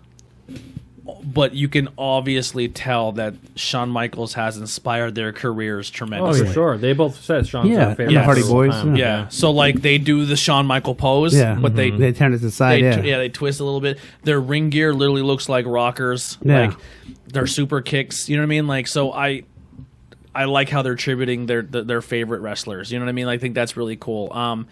Their matches have been great, and I think when it comes to leaderships as a company, they're taking losses and they don't really care. Yeah. Apparently, I was listening to Meltzer and Alvarez doing like kind of their post game of the Wednesday night shows, and they were saying, like, and Meltzer was saying, basically the Young Bucks have wanted to lose every match they've done in AEW, even the ones they've won. Wow. Tony Khan had to overrule them and say, "No, you're winning." I don't know if you guys watch Being the Lead at all. Like I do their not. internet I had to show. start. I had to do. start. It's good. It's really good, but that's one thing that it was so confusing on that show because they had the Young Bucks yell at Kenny Omega and be like, "Why didn't you come back out? Like, why didn't you come back and help us when we're getting our ass beat?" And like Kenny wasn't like, "You didn't see me get my ass DDT through a glass table." He was just like, "Oh, you guys are right. I'm sorry. I was too worried about Moxley." Like, dude, you were hurt. You should have played it off like I was hurt, guys. I got DDT through a glass table. But he was like, "Oh, my bad." And it's just like it was a weird way they tried to play it off. Do you think when it comes to that, because how we were saying that's a missed opportunity with storyline, and the JR thing and the commentary with the Jericho promo, how much of it do you think they're letting the guys do their own thing, which is a good thing that people can go out and develop their own characters and do and say what they want to say, but then also you're missing out on those gems because it's not super scripted and planned ahead of time.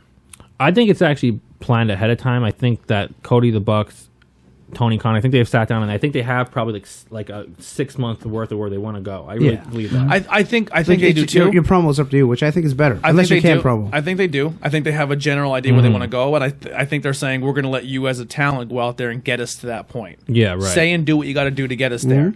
But I think that's where maybe because they're not as structured, where Kenny coming out and saving Riho, but then all of a sudden is a psychopath here, Right. And then those that's- small, I totally get what those you're saying, small right. intangibles is where you're missing the mark on some of your story. Yeah. That's why I was impressed. I mean, we're not there yet, but like next week's show, like the ending of the show was great because it set up so many things. It had like 4 different angles all in one. It was like, Yes, perfect. Now I do have one complaint with that. We'll get to that as well. And the thing they have to be careful with is that you can't just be a crazy 8 people. No, it fighting can't be a Raw brawl every week. That's Yeah, exactly what I was going to get to. Okay. Yeah. Every ending cannot be Yeah, a right. giant, like the old school SmackDown episode that everyone says is one of the greatest endings of all where time. Stone Cold comes out and just starts where some- everyone's just Yeah. doing each other's finishers to each other. Like if that's the ending to AEW every week, it's gonna get old. it's going to get old. Stuff. But the ending made sense this week because it set up a lot. Yep. And then episode 2 from this past Wednesday, the 9th, probably my favorite match so far they've done on TV in the tag title tournament. Private Party beats the Young Bucks. Yeah, Great how about match. it? My That- favorite match as well. That was a great match. The height of that moonsault was insane. He fucking almost hit his head on the roof. like he got high as shit. The Bucks did everything in their power to put make them on. Private Party look like the next big thing in tag team Oh, yeah, wrestling. they The did. only issue I have with Private Party is the Street Profits are a thing. And if you put them side by side and they're one's on TV and the other one's on the other channel, Yeah. you're hard pressed to say that one's going to be better. The Street Profits are clearly better than Private Party. One of them is. I just think the bigger guy at least has a big guy look that it's a dynamic change in the tag team. I would say the Montez Ford, I think, is going to be a star. yeah, he's a good. Yes. Yeah, I would say that- Montez Ford's gonna be a star. Yeah, he Like how has they it. went into the crowd at the end of the show, and I was Yeah. like, "Come on, do something at least a little different." What I do kind of like is their entrance, where like the guy pulls. Yeah, that's pretty Atlas cool. security guy. Yeah. That guy, you'll see that guy in old ECW Yeah, shows in they the hired arena him in, all like, back. It's crazy. in 1993. Yeah. It So was it's- definitely Private Party's best attire that they wore so far, though. Because like the first 2 times we've seen them, like their attire was shit. Yeah. and like maybe just different colors. Like the pink was real nice looking, but I was like, damn, because the first 2 times I seen them, like that's not gonna work on TV. Like they look like so generic and Yeah, cheap. they look like old dirty bad. They should be more like the Wu-Tang Clan and not like a new hip rap guy. Yeah. You know what I mean? Me personally, and this is looking at indie tag team wrestling in our area and House of Glory. I see a guy. I see a team like that, and I say, cool. They're decent in the ring. They have the cool little stunner, lion salt. Yeah. Their finisher is awesome. The run into the I'm cutter. But if you're That's looking, super awesome. if you're Yeah, looking that's at a great. tag team when it comes to aesthetics and the way they look and the way they present themselves, I would put a main event in there before them any day of the week. I would put a South Philly Finest in there before them any day of the week. I just think their gimmick is literally the same thing we're seeing on Raw and NXT with the Street Profits. Like they're the same. It's like a clone. It's like you get the generic version and then their other version. Aquaman and Namor. That's the only issue I have. yeah, that's a great example. Where dude, they're trying honestly. to do the same thing on 2 different companies, but Montez Ford is carrying the load and making the Street Profits look like a way better team. Yeah. Like if you have that one person who's pro one and not pro the other, they're gonna be like, yo, the Street Profits are. Private Party is moving on to the next final. Like, oh, you mean generic Street Profits? Yeah. Like you're just but they giving haven't them. had time to really Yes. be shown. Yeah. So that would be my only critique with them, or the thing I don't like. Agreed. I see them kind of promo being elite, and they're pretty good. Yeah. But I the don't. Party. If I don't watch Being the Elite and I'm Yeah, just tuning in to be yeah. a casual fan, I'm sure they'll give- You're missing. See, that was a thing too. So I'll wait till that point. But That's me not watching Being Elite Yeah. may affect my thing that I'm going to talk about. But later. they will put. I mean, they can't put everyone in one episode. Yeah, so 100%. everyone's going to. I like how promo. each week we're getting different people. Yeah, which is good, I do and they like still that. have many people that haven't been on yet. The Yep. coolest part about being the elite is like you don't need to watch it to understand the TV show, but if you do watch it, it's extra layered. It's the Yes. comic Same tie-ins. Yeah, There's- exactly. There's the main event yes. book, Maximum Yeah. Carnage, and then you can read the tie-in with Scream. Oh, I know what happens. Yes. there. It makes it cooler, yeah. Like I'm excited to see like SCU on TV. I'm excited to see Sonny Kiss on TV. Like Yeah, there's he so hasn't been many, on yet. and Brian Pillman Jr. hasn't been on TV. Yeah. Like there's so many people that we haven't even seen yet. Like that's the cool thing about AEW. The only thing I don't like, I think, which each company should maybe not do as much. Stop telling me every single match is going to be on TV before I show Oh, up for so it. now I like that. You do? Yeah, because I don't like when Raw comes on and you don't know your matches. Yeah, I think it's good to know what you're getting Yeah, I into. kind of Alright. like Yeah, it too. All right, maybe. it's okay if you do one surprise match, but I like knowing the card. Yeah. Just like a pay-per-view. Maybe. Yeah, I can see both sides of the coin Yeah. there. But then for me, like if I say, okay, But then you know what they put like you wanna they watch? put a Sonny Kiss on just Sonny Kiss on TV this Yeah. week, and people go, what the fuck is that match? I've Yeah. never even heard of something. Like maybe that's a turn off for some people. Yeah, which- where And if that's they gonna just- happen for sure. Where they just say like, hey, thanks for tuning in. By the way, bang, here's our first match, Well, and here comes Sonny Kiss. I mean, everyone's gonna whatever match comes out first, you're gonna like one more than the other. Yeah. So you're gonna like one it's person more than the crazy other. with this new rivalry. They literally here's how for me anyway, from what I've been seeing online, it says first match versus first match, last match versus last match, Yeah. and then they rank the women's match in between. Yeah. Really, I mean, the women's match will main event. yeah, on that's, both shows. That's you kind of know? how both people are kind of Yeah. doing the battle between NXT and AEW right now. But Right. you were going to say something then? Oh.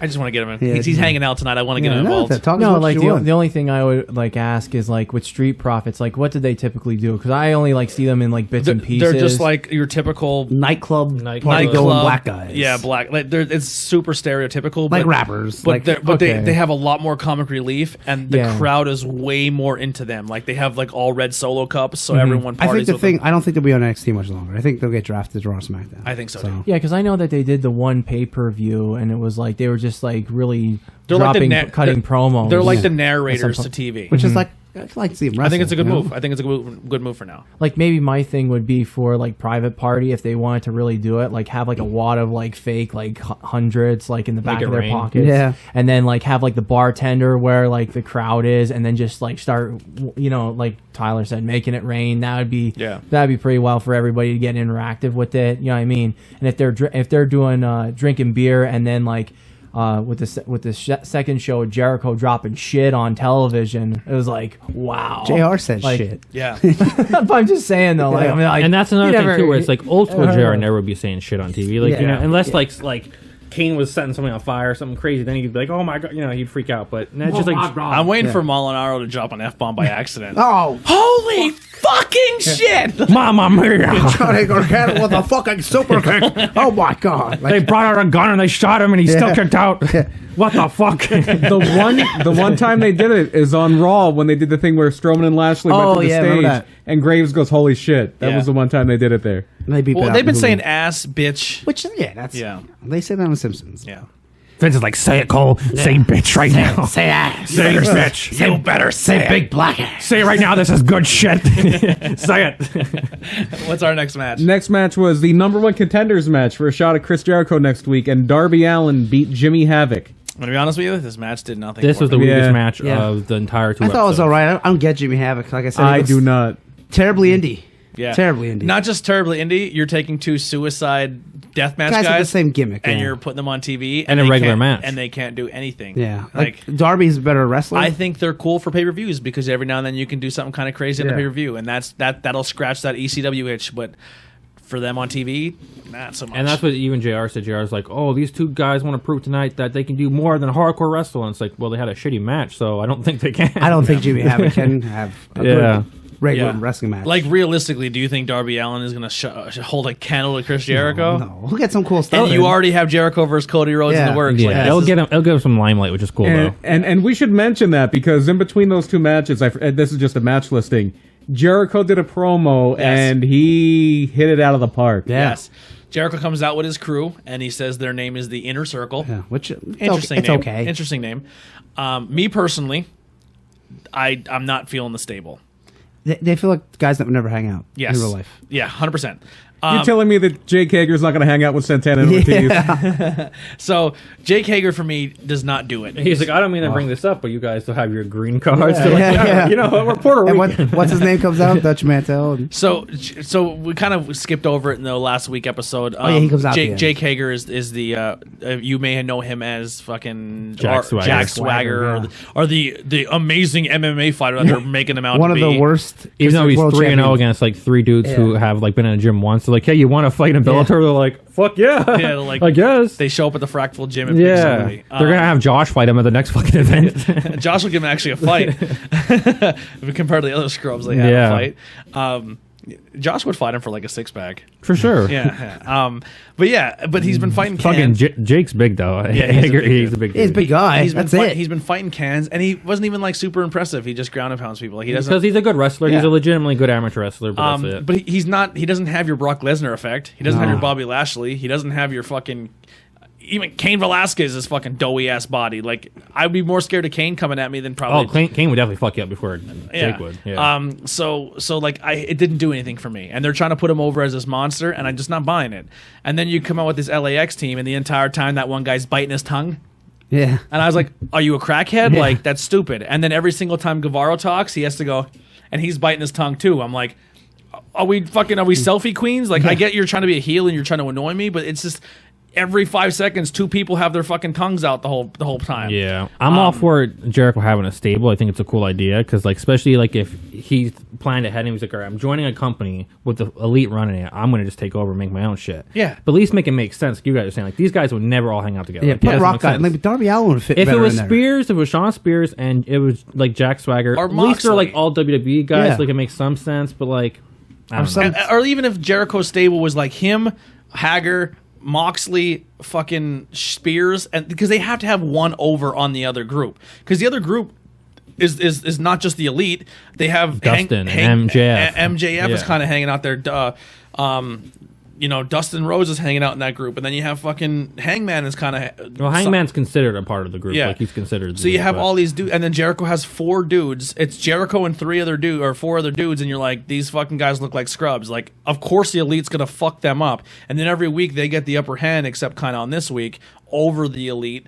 And you're like, it's not believable to me. Like, I'm not latching onto it at all. Like, and I love Jericho, But maybe just Jericho in a stable to me is weird because he's never been one, right? A front man of a stable. It worked for me just because that promo was so good. It was a great promo. So the crowd is chanting, "We the people, we the people, we the people," and Jericho's like, "No, we're making this new character," and he pretty much says that's dead and done. That was done by a stupid creative team and a stupid company or something like that. Like but then he kept saying the list.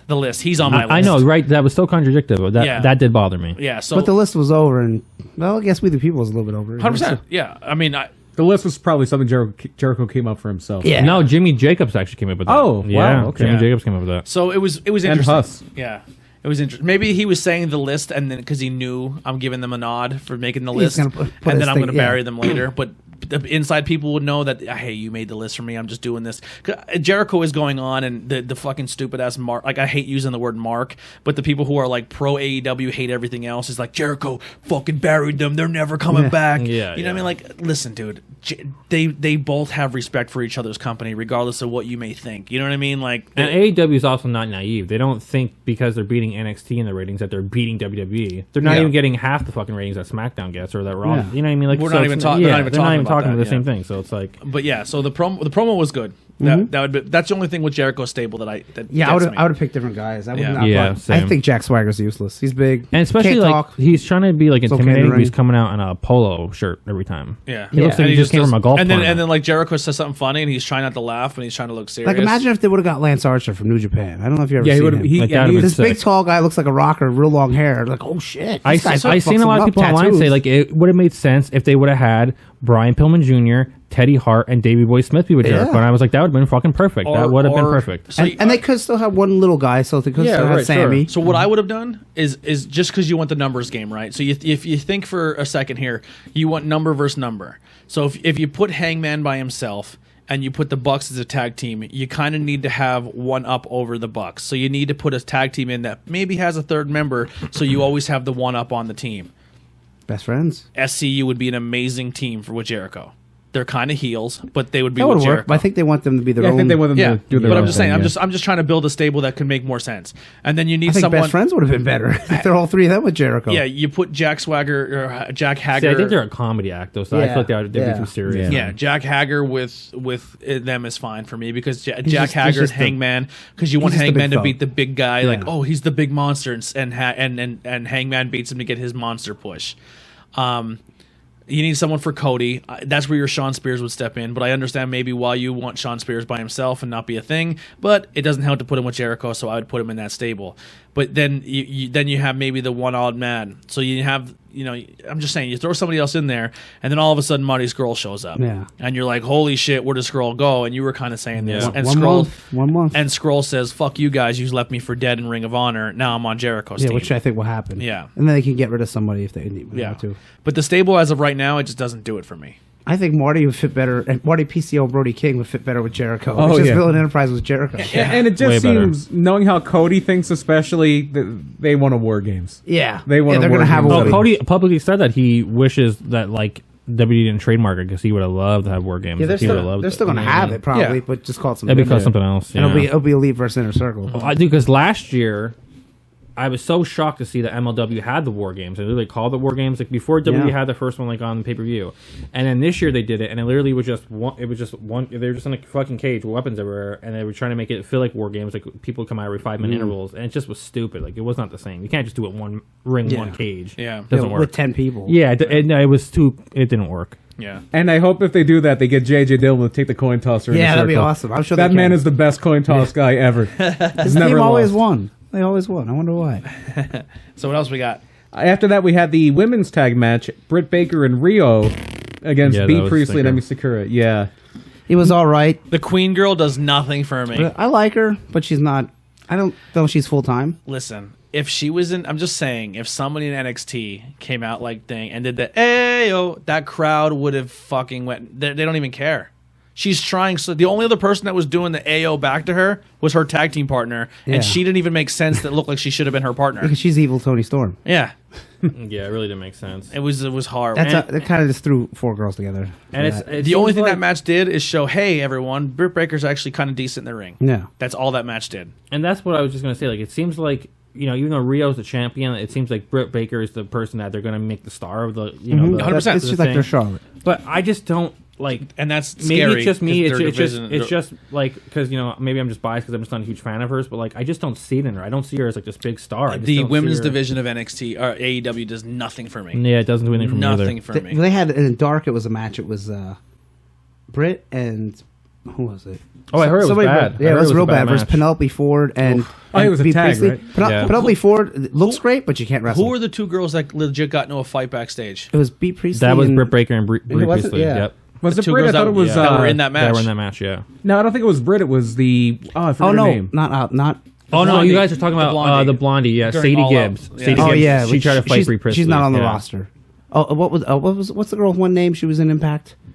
Not Chelsea Green. Oh, Kaylee. the name's on the tip of my tongue now. She tagged up with Britt. You know who your champion? Allie? You know who your champion of Allie, that, yeah. that division should be, Nyla. and who should be on fucking TV? Even Nyla, like Yeah. fucking Mercedes. Get Oh, yeah, Mercedes in there. yeah. I don't know if she signed or Mercedes not, yeah. would be way better than Britt Baker. I would say Kong, but I don't know how, I would say how Kong, much too, Kong no, can Kong. hold Kong on. is backstage helping gonna be Nyla like- become the big girl. She's gonna be like special appearance because she because can't her wrestle and that Nyla much. have been hanging out. Yeah. They did a really good interview on Busted Open. Oh, I see. I seen it, but I didn't listen. Yeah.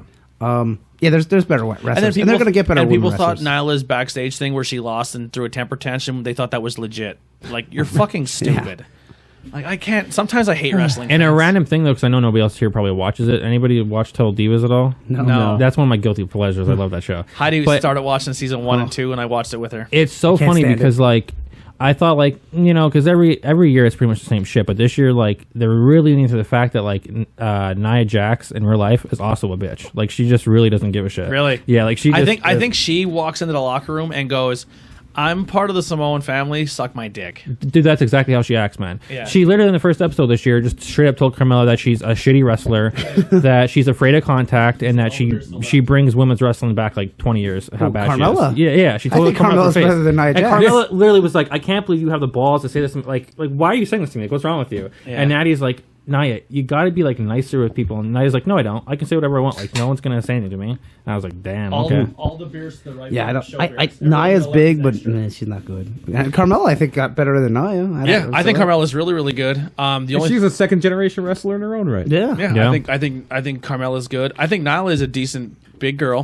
I think Nyla is better than Not Nia. Nyla is better than Nia, and I think Nyla's best match was Ronda. I'm being honest. Nia and Ronda was really good. Yeah. And now even like on the show, she keeps poking fun at. She's like, you know, everyone says I keep hurting everybody, but like if we're trying to keep up with the men, let's actually like hurt each other. And it's like, no, that's not the whole point. You're supposed to keep each other safe. I would also be suspicious you know? on what on Total Divas doesn't work. Yeah, of course. But Total Divas does try to make people look like in their character on TV, but look like that's the actual person in real life too. Because right. Because Hottie was even like, "Oh my god, I really hate this girl." I'm like, "This is all fake. Yeah, you're supposed to. This is as fake as what you're seeing." They on should TV." defend the 24/7 title. 24G. That would be great. Mark Carano can So win it. Total Divas this year seems to me like we'll put Ronda on, but she's going to be the one who's not going to play the script. She's going to be as golden as possible. So show people that she's playing a heel on TV, but in real life she's such a she's a good person. She's a good person, which she like apparently is from all like, you know. Yeah, and then they're also gonna see. I think what I'm hoping. I hope Total Divas gives Sonya Deville the push she deserves too. I think Sonya Deville is actually decent in the ring, and she could put good matches on. Yeah, the first two episodes, man, have all been about her being like a lesbian and everything. lesbian. It's like really And cool. her girl, like, yeah. I'm not trying to be that guy, but like, her and her girlfriend are like straight up lesbian porn that you would want to watch. Oh my god. Fuck yeah. Is it the one that used to date Rollins? Is she Yeah, still dating him? yeah. No, on the show Oh. it's some blondie. Oh, It's a okay. She little looks blondie. like what's that girl? Rita Ford or whatever. That Lita singer. Ford? No. The singer. She's a like half black, half white girl. Oh, I have no She was idea. the- Rita Ora. Rita Ora. Yes, Yeah. yeah. She kind of looks like her. Yeah. She's hot as hell. Yeah. But yeah, I'm sorry. Go ahead. We just took a weird detour there. Next match was John Moxley beating Sean Spears with Tully Blanchard. Good match. Yeah, I thought it was good, Yeah, but it was good Sean Spears don't do too much for me. Sean Spears doesn't do much for me, and neither does Dean Ambrose Right. or Moxley. So I think Tully's a great heel manager. Yeah, yeah, he's very good. still taking bumps.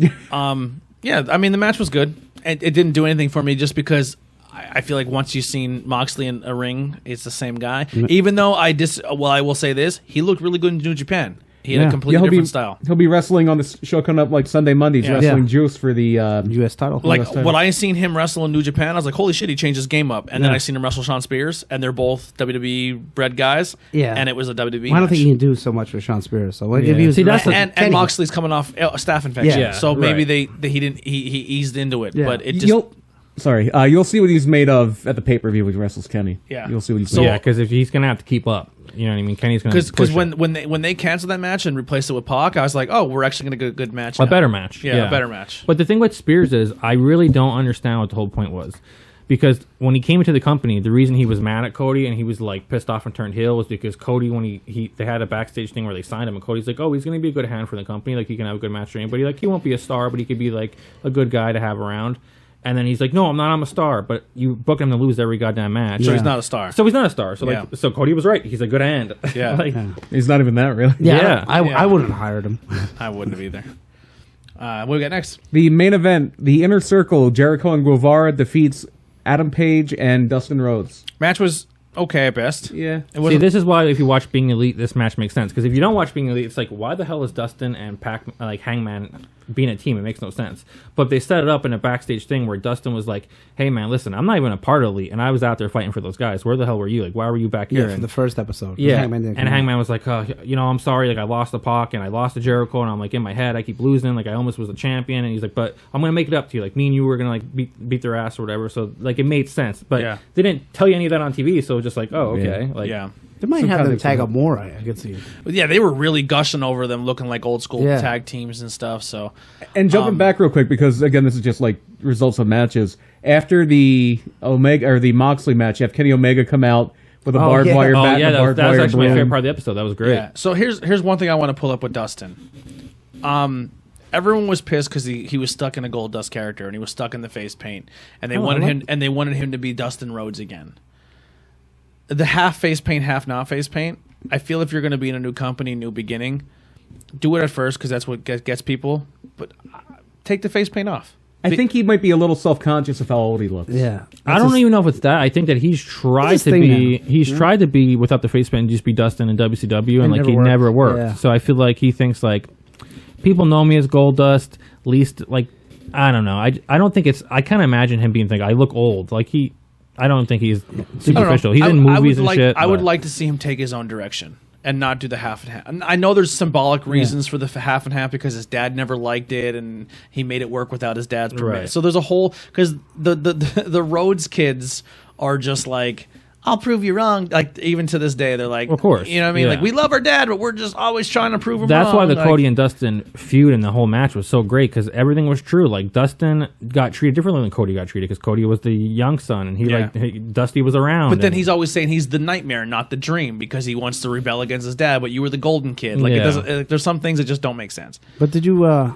notice how they announced Dustin Rhodes?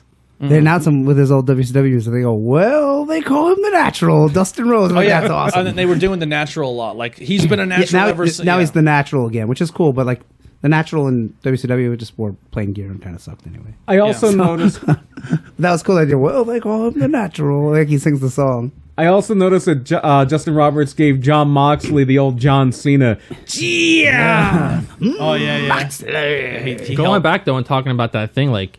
It seems like Pac is trying to get himself into the Moxley Omega feud, which I wonder if we're getting like a triple threat down the line. Yeah, that's what it looks like they're going for. Because when Kenny threw him the bat, and then they're going to have the face off with the barbed wire weapons. Now, does Kenny loses the Moxley fight, right? I would imagine, and that's when he fully snaps. I think so. But then does Moxley get the world title shot against Jericho? I think he's kind of like I think you tweener right now. See, I think that's where you get Cody versus Jericho. Oh, you mean? Oh, the Cody versus Jericho is full gear. So yes. That's so I think that's where Cody wins the championship. You think he beats Jericho? Really? I don't. Yes. No, I think Jericho has it for a while. Then you set up a Moxley Pac fight. Pac beats Moxley. Pac has been talking about how he's only been pinned once in 2 years. Yeah, he's a man, and he goes and takes the title off Cody. No, I don't. That'd be too much jumping. I don't think they're gonna play hot potato with the title. I don't think Jericho's gonna lose it till about the summer. Really? Yeah. I agree. I think Kenny's going to be the one that beats him for it. But Pac made a great point though on commentary. See, I wouldn't have Kenny near that title for another 2 years, 2-3 years. I would have him completely losing streak, snap, kind of not know where his place is, and kind of be like the cleaner, and then kind of work undercard and then work his way up for a title shot. They can definitely do that for the first like half of the year, but you can't do that for too long because then it's like, oh, Kenny really lost his shit. Like he's not good anymore. Yeah, then people losing that. He never wins. It's like a slow. That would be. See, there's storylines where you got to do like you got to do now, and there's ones where you slow build. You know, like your Daniel Bryant, you know, coming back and losing everything, lost every single match, and then he comes back and he's in the title picture again. And that was like a very, very big slow build. Like I think Kenny right now, if you look at your roster, Kenny's your slow build. Maybe even the Bucks are your slow build. But I don't think like the Bucks, you can go with not having them win the titles for a very, very long time because they have a lot of time under their belt. Kenny is too big the guy to go super, super long, but I think he's your slow build back to the title. That's just my opinion. See, I think what happened. I think your overall picture is like the end of the day. I think that's when when you don't have your Kennys and your Codys there anymore and your Jerichos. That's where your Hangman slides in and becomes the face of your company. Yeah. I think Moxley beats Kenny, and then Moxley goes on to face Jericho because I think they're going to do the whole thing with Moxley where he's not a heel and he's not a face. He's just here to fight anybody. He doesn't give a shit. So and him and Jericho have already had beef in WWE, so it'll be really easy for them to build it back up. You owe me for a jacket, you son of a Yeah, bitch. exactly. Shit like that. So. You killed my plant. Yeah. But Pac brought up a great Mitch. point on commentary. He's like, explain to me how it makes sense that I'm undefeated in this company. I've never lost, but I'm not in the number one contender match tonight. But Darby Allin and Jimmy Havoc are. He's like, how does that make sense? And Gerald's like, yeah, how does it make sense? Like, Jared, Jesus Christ. Like, don't make it worse, dude. But it's like they got to start rolling somewhere. Yeah. So we get a huge scrum, huge battle. In that battle, Hager and Hangman kind of fight and leave. So it sets up one match there. Then we have LAX and the Bucks. That sets up the Bucks run down. their tag team. Dustin just kind of took a beat and laid in the corner. He didn't really set anything up for Dustin for the most part, right? No, not that I really noticed. I think they might like feed him the Hager. A tag match, Dustin and or the Rhodes Hangman. Brothers against LAX. You could do that. MJF runs down. It looks like for a second he's going to betray Cody. Yeah.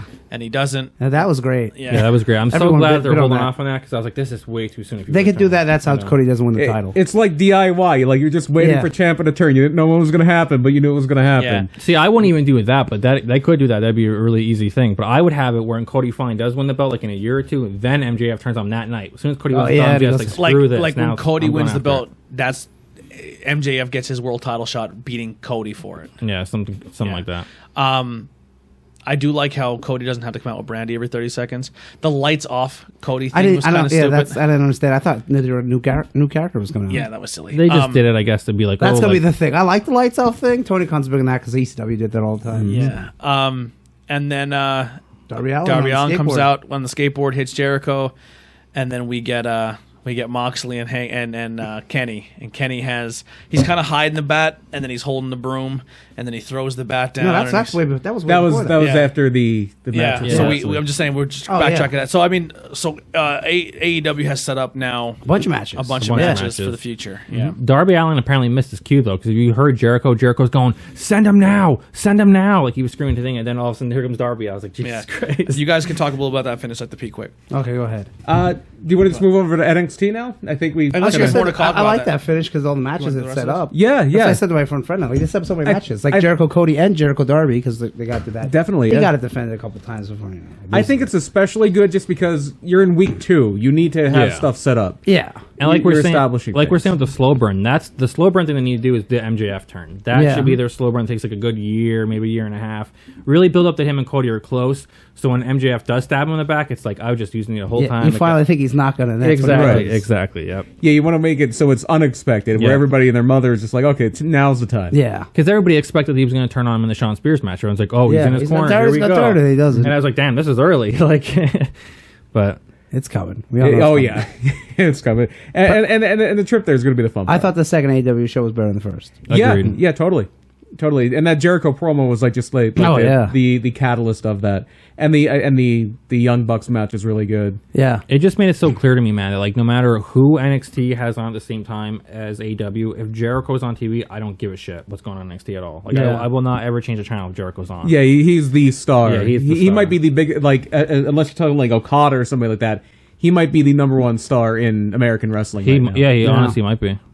And but I think the best match so far of the AEW and NXT shows was that first match on the first head-to-head NXT Yeah, I show. missed that I one. agree. I missed that. Adam Cole, Matt Riddle. Yeah, the Matt match Riddle was and Adam great. Cole. Cole retains the title. Really good match. I thought that would be the main event. You know? I think And they put it first just to get the viewers. Yeah, they Yeah. wanted to. Which I don't blame them. Didn't you know? work. It would. Yeah, I feel like didn't it work. would have worked out better the main event because then they could have brought out Finn Balor and they could have brought out Yeah. Ciampa and it would have been like, holy shit, you'd have been like Balor, and then if Ciampa would have came out and interrupted Balor, Yeah, that like, would have been whoa, cool. look at all Yeah. these matches we're gonna get. And that Wow. was the aftermath of it. Finn Balor's back in NXT. Yeah, which is good, you know. Because I'm just surprised. Like he just before he left, he was in that big feud with the Fiend. Like everybody assumed he'd come back as a demon and they would have like a part two or put him with the club. And it's like, yeah, right. And it's just like it seemed very weird that I think honestly that was a Finn Balor call. I think he just got married and he was like, listen, if I can hang out in Florida for a bit and just like Yeah, can you plant put my me feet down there for a while? Yeah, I'm trying to make a new marriage work. Like I think Finn Balor was like the one like, can I go back down and Triple H just like do it, you know? Yeah, 'cause I kind they of need agree with people. you. I kind of agree with you with the demon, the fiend type of battle, like round two. But I think the fans would have been pretty torn if the fiend would have gotten over on the demon. Right, I think one of that them had might to be lose like and that would have been a big thing. huge. That would be a nice slow burn. Be like, come on, let me in. That's very you know, true. from the Yeah, fiend. You know that's what I very mean? true. You could go a whole lot of different ways, especially with those two. With that, so I'm not gonna rule again. Not ruling it out, but they should really do that one very carefully if they really need a good gimmick to bring For sure, I agree Bray with you. Wyatt For sure. right back. And I also I'll find think it after the show. I also think the Fiend and the Demon is something you might want to say for a WrestleMania. Yeah. Oh, absolutely. That's not something you just do on Hell in a Cell or TLC. That's a Yeah. WrestleMania marquee match. I mean, When's Sony hopefully. I mean, they're already not doing good with already booking the Fiend. I mean, Yeah. it's already off to a shit start. Like off the rails. Well, we'll get into that with the Hell on a Cell talk. Where we at with NXT? What I miss? Just Cole and Riddle and then Finn Balor coming in. The second match for the first show was Cole and Riddle was the match of the night first week for me. It was. I think it's the match so far. Well, every best match on either yeah. show so far. Yeah. Yeah. That was a takeover quality match. That could have been a main event with I takeover have to go back and and watch been it. really good. Yeah, it's definitely worth going back. Second match on that show was Io Shirai beating Mia Yim. Another very good match. Very good match. Io Shirai is so good. I thought the Mia didn't look so good in that match. No. But I don't know. And I don't like her hood gimmick. I'm not into Yeah. it. So here's this is where I don't want to sound ignorant, but this is where my new fandom of wrestling comes in. I have a hard time with Japanese style wrestling. I have a hard time with UK style wrestling. American wrestling has its style, and I think that's where AEW maybe hasn't latched to me yet because they bring in so many different melting pots of different type of wrestling culture. So when it comes to like Shinsuke, I didn't get it. When Asuka first came in, I liked it. That was probably my first taste where I was like, I dig what's happening here. Shinsuke is also just Super watered down. he's On cruise control. He's on cruise control. Exactly. That's exactly I think he's what I was just gonna waiting say. to get out of there. no, he just resigned. Oh, there you Yeah. go. It was crazy for Nakamura how hot he was in NXT to go from that hot to that like flat on the main roster. Vince. The match he had with crazy, Sami yeah. Zayn was amazing Yeah. his first night His in, and first then it's night, just yeah. been meh ever since. Yeah. Won the Royal Rumble. That was his only Him and highlight. Samoa Joe's feud, I loved. Yeah. They dropped the title back and forth to each other. I thought that was really cool. I don't blame him though. Yeah. You know? So his body's probably breaking down. Yeah. He's older, so yeah. And also, he's got a it big doesn't paycheck. help if you can't you can barely speak any English. That's not going to win Vince over. If you Yeah. can't, you know what I Yeah, mean? Vince doesn't like when he can't yeah. speak English. And But also you can apparently, still get over. But I guess him and Oscar, they're both from where, like Osaka, I think. yeah, Oscar's from Osaka. Yeah.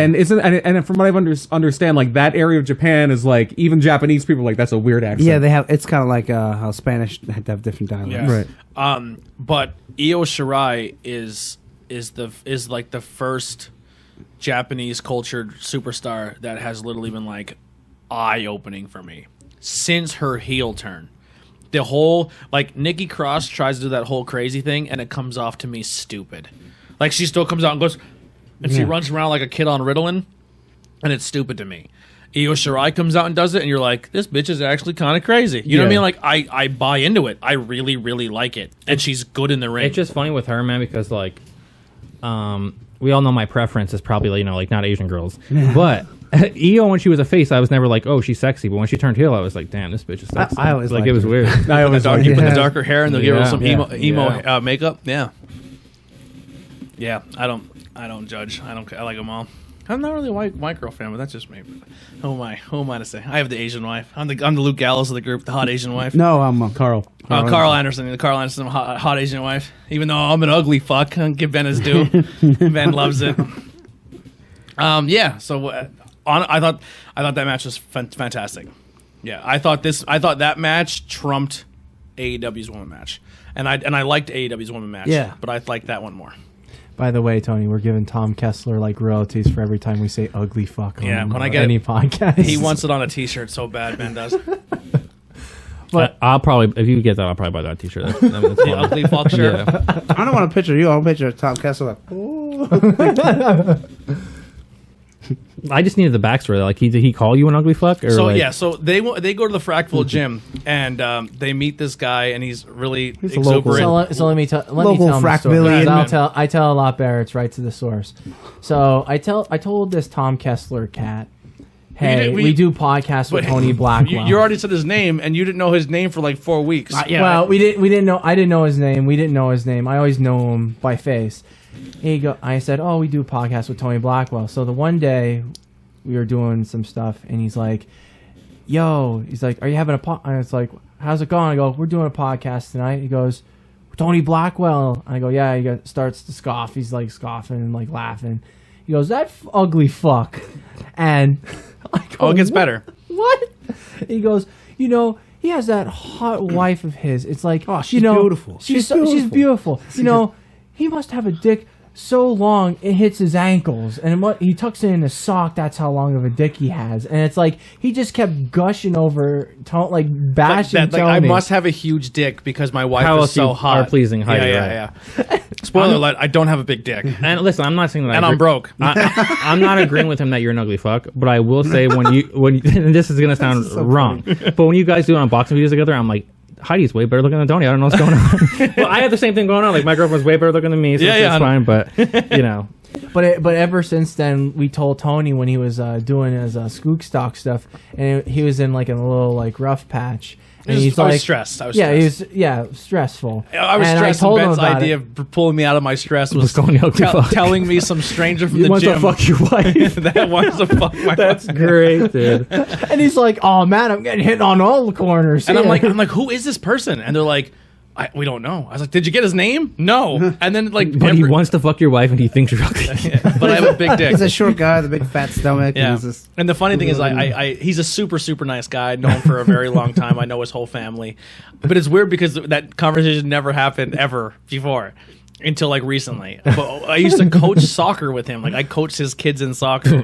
It was like a solid 2-month like revolving door. It was a joke. huge reveal because I didn't know who they were talking about. It was like a huge giant reveal. Like, they should have brought him in like freaking with a mask on. He reveals himself on the Shockmaster. And everyone's like, "Who the hell is that?" It was me, Tony. It was me all along.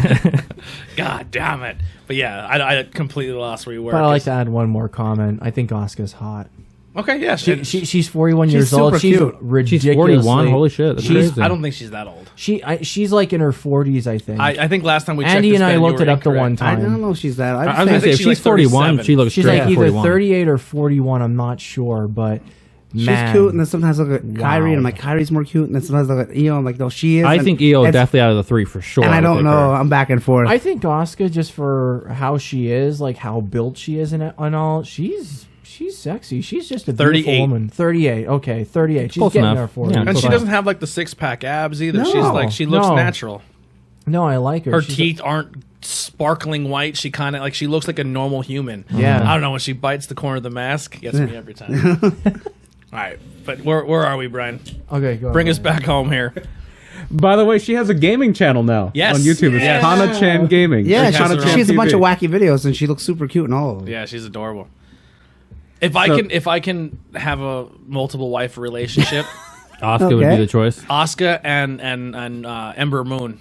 Okay. Because like Heidi would be like my go-to because we're polar opposites and we clash and we're very good for each other. Sorry, Brian. But my you Ember mean polygamist. Yeah, you mean that, the polygamist? Sure, that. But my other wives would be like Asuka and Ember Moon. Okay. Asuka because I don't have we wouldn't even have to talk, right? Because she doesn't barely speak English. We could just play video games and have sex. So if you're doing fuck, marry, kill, you're gonna marry with Asuka, Kairi Sane, and Io. You're gonna marry Asuka. Yes. It sounds like okay. I think I would too. And but my overall favorite girl on the WB roster, just because I think she's attractive and also she's a huge nerd and I love her, is Ember Moon. I love Ember Moon. Ember Moon's attractive. When's the last time she was on TV? I know. SummerSlam. She lost to Bailey. She should be a fucking champion by now. If I had to pick WWE though, dude, there was nobody I'd pick over Alexa Bliss. Like I would just Bliss is the way to go. I'd go Ember Moon over Alexa Bliss. Yeah, I'd go Naomi. Over Alexa would be my Naomi. I'm so sorry, you think I would be in love with Naomi, but that bitch got such a big forehead. Sometimes, dude, I don't know what it is about her hair, but her fucking forehead is bigger than her ass. Sasha like Banks insane. is like, of course, her hair falls off every match. Yeah, that's very true too. I remember at one point, one part of the Hell in a Cell, her whole wig turned sideways. Did you notice that? No, I didn't. When she ran Becky into the chair that was stuck in the cage, when they turned back, her part is over here, and she's like, that's so funny. Oh my god! They had to cut the camera away so she could fix her hair. I remember those like real hot pants that Alexa Bliss would wear, and like she would be like kind of sort of spilling out. All right. I knew once we get in this topic, Ben is the worst. He can't just say I like this one, I like that. Yeah, he has to like, oh my god, in the crease in there. he's cut from the same cloth as me. He's a sexual deviant. Yeah, Ben's the worst though. Cuffing the dup. Oh god. No one has a bigger dope than Bailey. She even gives Naomi a run. Bailey's got the dope. Naomi has a little bit bigger, but Bailey's to me, like Naomi's is just to me at a point it gets like too big, where it's like I just need to like a nice. To Ben the other day. Yeah, you know? Like you need to have like a Tom Kessler fantasized Tony Blackwell dick to bang a girl like Naomi. Honestly, right? Yeah, because you're never if you're banging her from behind, you're never getting in there. No, and 11-year-old or 12-year-old listens to this show too, so that's great. I just realized that just popped in my head. Good job, Tony. Yeah, it's an explicit tag. Well, this episode will be explicit. Yeah, yeah. Every episode is. So Johnny Gargano. As I'm saying this, I just realized like every time we get super inappropriate, her face pops in my head, like, yeah. Which is probably illegal. Like, it's her face pops in, to censor myself. Yeah. And I'm sure Ben's like the absolute worst person. Think about what you talked about in school when you were 12. Yeah, that's true. I was the wrestling fan telling kids to suck it. Yeah. I lost my virginity at 12. So how about that? Wow. That's awesome. Wow. Yeah. Okay. I was going to ECW shows at 12. So. Getting Hep C from Abdul the Butcher. That almost happened to me at about that same age. But Johnny Gargano. You almost had sex with him, huh? No, he fought and he had a hardcore match against Terry Funk in Shenandoah High School, and they literally bled like stuffed pigs all over the place and put it all over the arena. And nobody was like, I think this dude has Hep C. Yeah, no one knew at that time. Well, dude, in that Shendo school, there's already Hep C all over that place. It was actually the cleanest. He actually probably got more Hep C from being in that Shendo gym than he had when he went in there. That's probably where he got Hep C. He was like, yo, I've never had Hep C till I entered Shendo. They're like, I don't know. He has all these fucking lawsuits. It's all because he getting Shendo. Like, you know where it says home of the devils in the back wall? Yeah. He climbed with the bleachers and put a bloody body print. That's probably where he got it. That's the story we're rolling with. Oh, I was there the night how Bull Butcher got Hep C. Jack, my co-host on Murder My Dude, we went to this thing. It was called Break the Barrier. There's this old wrestling website called Scoops Wrestling, and they did a show at the ECW Arena.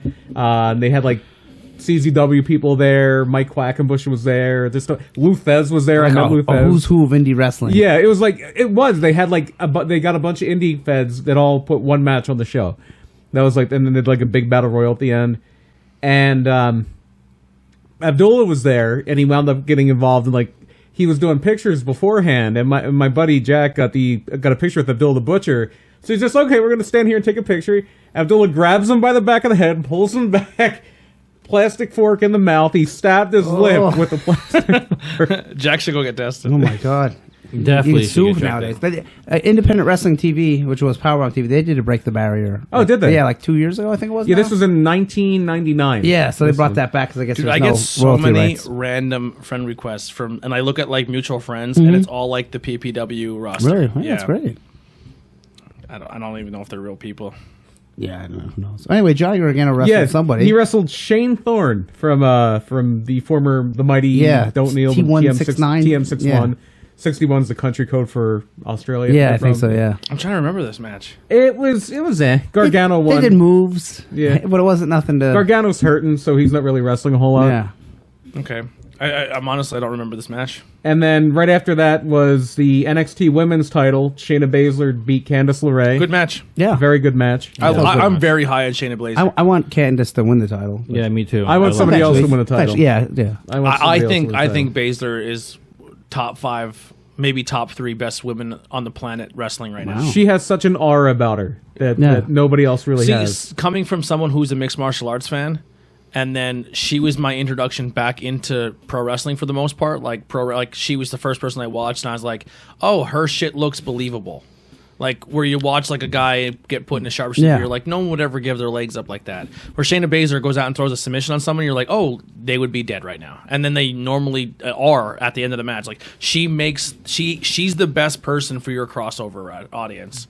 Yeah. Like you're bringing in your Jack Swaggers and your Cain Velasquez and Brock Lesnar's, and Shayna Baszler's making it look better than all of them. Yeah. Ronda did a very good job making her ground game look really good. Yeah, Ronda was actually a lot better than I ever would have given her credit for. I was surprised. Like wrestling fans didn't like her, but like crossover MMA fans were like, oh, this is actually kind of like her and Charlotte's match where they did like the ground game was awesome. I thought Ronda had a lot of good matches when she was in. I do too.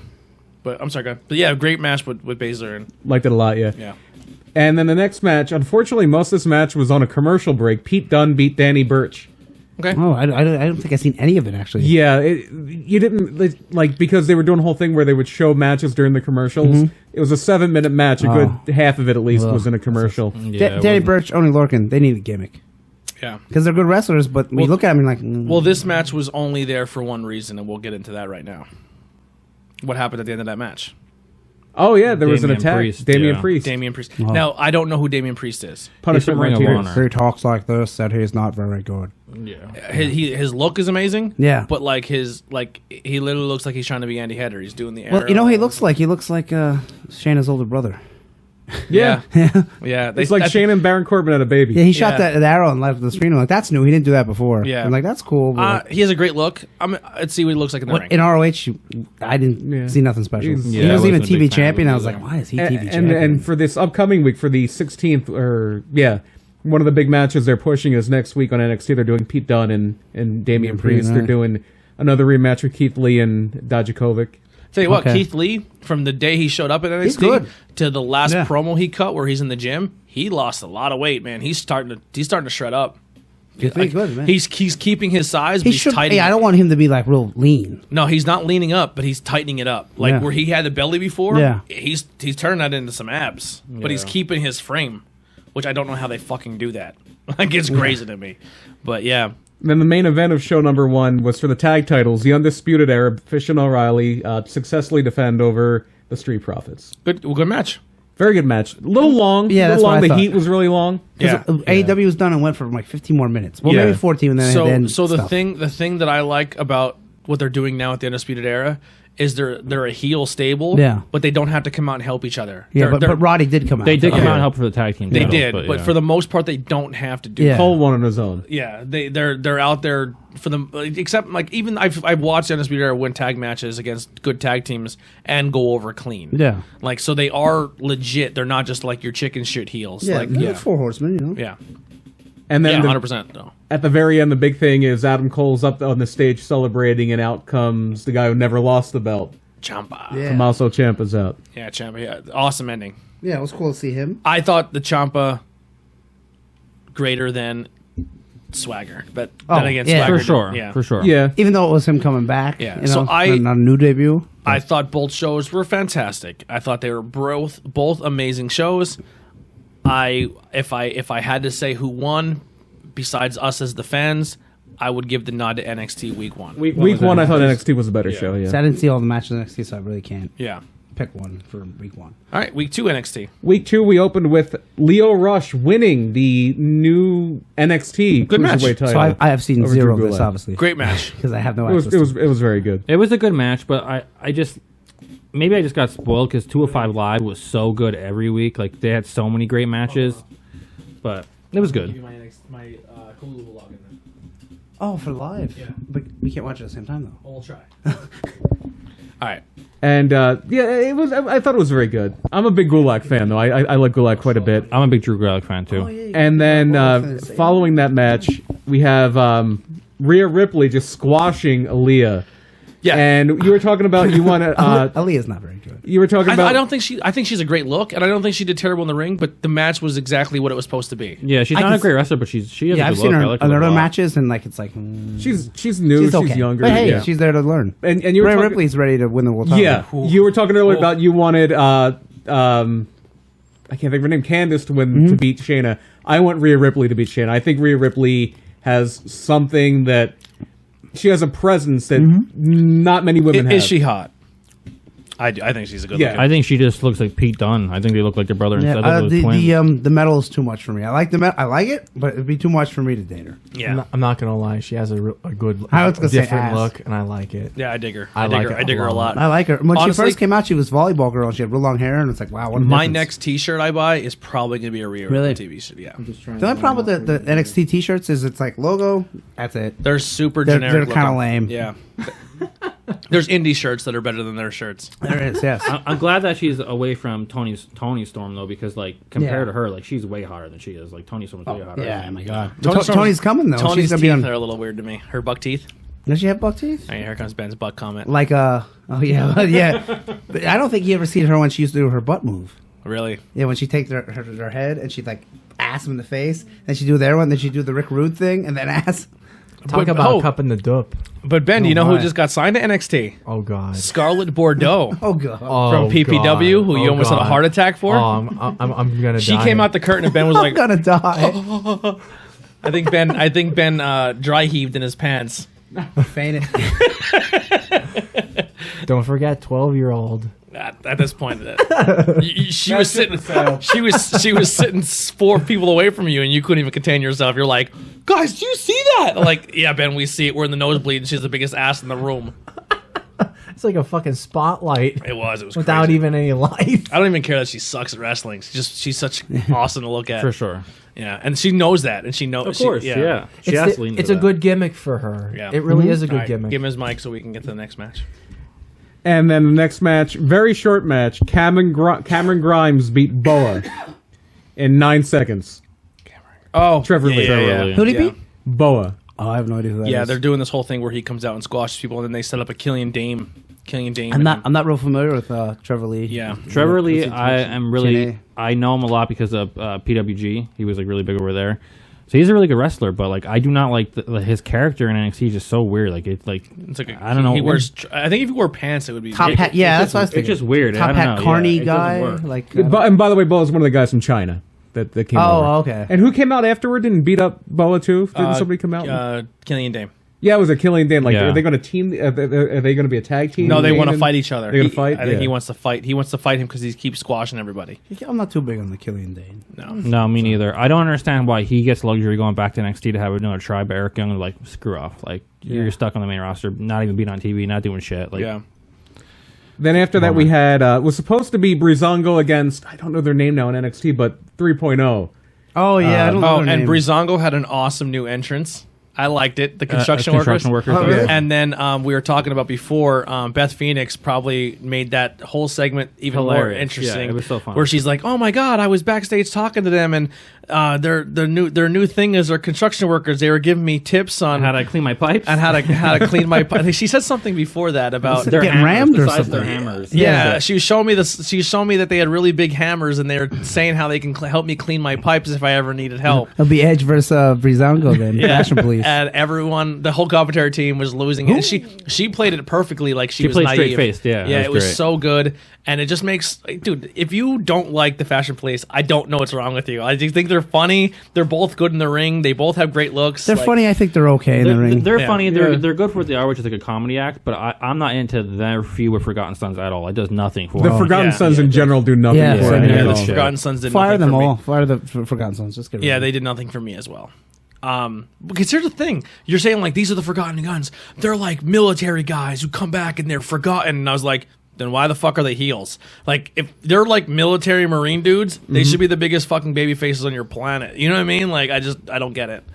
Like, and they all look the same. yeah, they should just go over to UK. If they wanted to go all out, they should just straight up like did a whole biker thing, like where they all come out like with, The like, AOP. yeah, Yeah. they should do some shit like that. Like it would have made sense, but yeah. Yeah, maybe they'll go to SmackDown and Bischoff and make them the new aces in Yeah. AEW. yeah, Well, right.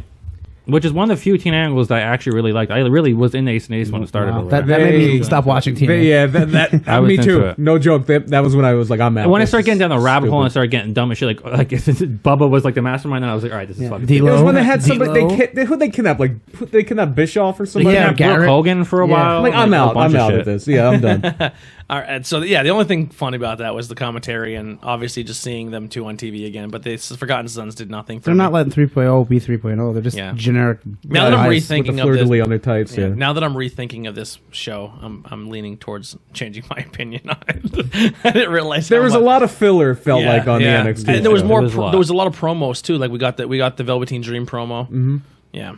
But then we had the perfect Ciampa promo with him being like, "Goldie, Daddy's home." Like Yeah. that was perfect. That's all you need to say. And then man. just punching the dude backstage. What did he say to you? I have no idea. And I think they're wrestling next week too. Champ is going to get back in the ring next week. Oh, great. cool. But he's gonna. It's.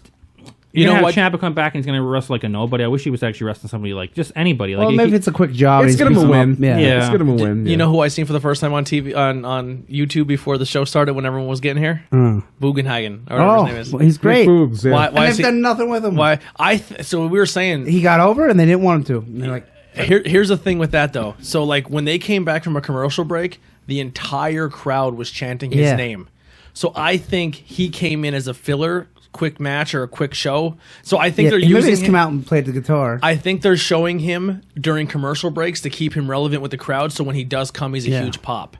Because when they came back from commercial, the crowd was still chanting for him, and I'm like, why? Because that's what sparked me to go look him up because I still have not seen him. Oh man, yeah. Yeah, so Yeah, he's pretty. He's all right. I mean, I don't know how he is in the ring, but if he's that over, you gotta put him on the show. Oh, he's just super have him come out, entertaining. air But guitar, that's beat some the only job. problem with NXT though is like you can't trust NXT's crowd because Yeah. they make everybody over. Like they're like, oh fuck, Adam Rose is over, and then Adam Yeah, Rose guys I mean- are, and they're like, this fucking sucks. Like this Yeah. has not should have been over. Yeah, Like this Yeah. guy sucks. Dancing yes, Emma, No Way yeah. Jose was over, and like Yeah. that should never have been over. Like Yeah. Yeah, I never liked as long him. as they just like, oh, this is kind of entertaining. We're here for 4 episodes of this shit. Like not anymore, but Yeah, like they yeah. used to take 4 episodes back to back. So you'd be like, I'll cheer for anybody at this point. I'm tired. Yeah. like I've been sitting here for 4 hours. That's a great call. yeah.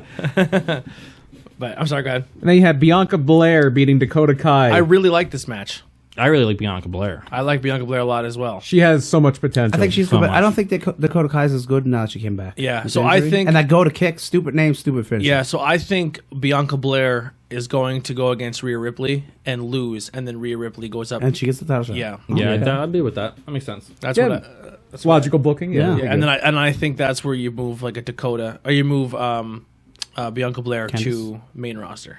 Oh, Especially if her husband's getting called up. yeah, soon, yeah, you but know? it's private property. Makes But sense. I would To keep keep it I would, together. I would keep Belair in NXT for a while, but Yeah, and we'll get into the draft soon, but I think wherever you put one, like I think they're starting to like, hey, let's keep couples together. yeah, Yeah. that's a dick move when you take them apart. But that's Vince. I don't want them to be together. So wherever Charlotte goes, I'm sure that's where you're going Yeah, to I, see. you know what? Andrade. It's just like social media. And then if changed that a Andrade lot. goes, that's where you're going to see Aleister Black, oh yeah, unless they break off. Unless they break them up, yeah. Unless Yeah. they break up the group. which Yeah. I think is stupid because I think Selena is a great mouthpiece for Oh, Andrade. he needs her. He Yes. needs her because he's another one. He speaks no English at all. Like you know, He's trying though. He's Yeah, trying. He Yeah. can't cut a promo though. Maybe he can cut a promo in Spanish, but he needs someone there to say, "Yeah, I- this is what he said." But Even here's if the it's not thing: what he said. you're pissed off at guys that that are they can't speak English and all they can speak is Spanish. Yeah. But then the authors of pain are cutting promos every Yeah. week where they know they can speak English, but the whole thing's in Spanish to make them sound Or whatever. Yeah, it's Make not them even look Spanish. thinking. Whatever the hell race Yeah. there. There's some it's, word shit. It's just making them trying to look tougher because Yeah, they don't know I English. don't get it. It's like you can speak a different language. Just Yeah. interpreter, subtitles. It's like, oh shit, they're so much stronger because we have to read what they say. Yeah. And the one guy's Canadian. yeah. I remember once, like that was Cesaro's big. They try to make that his like gimmick when he started. So he can speak 5 languages. Like who gives a shit? What does Yeah. that matter? Yeah.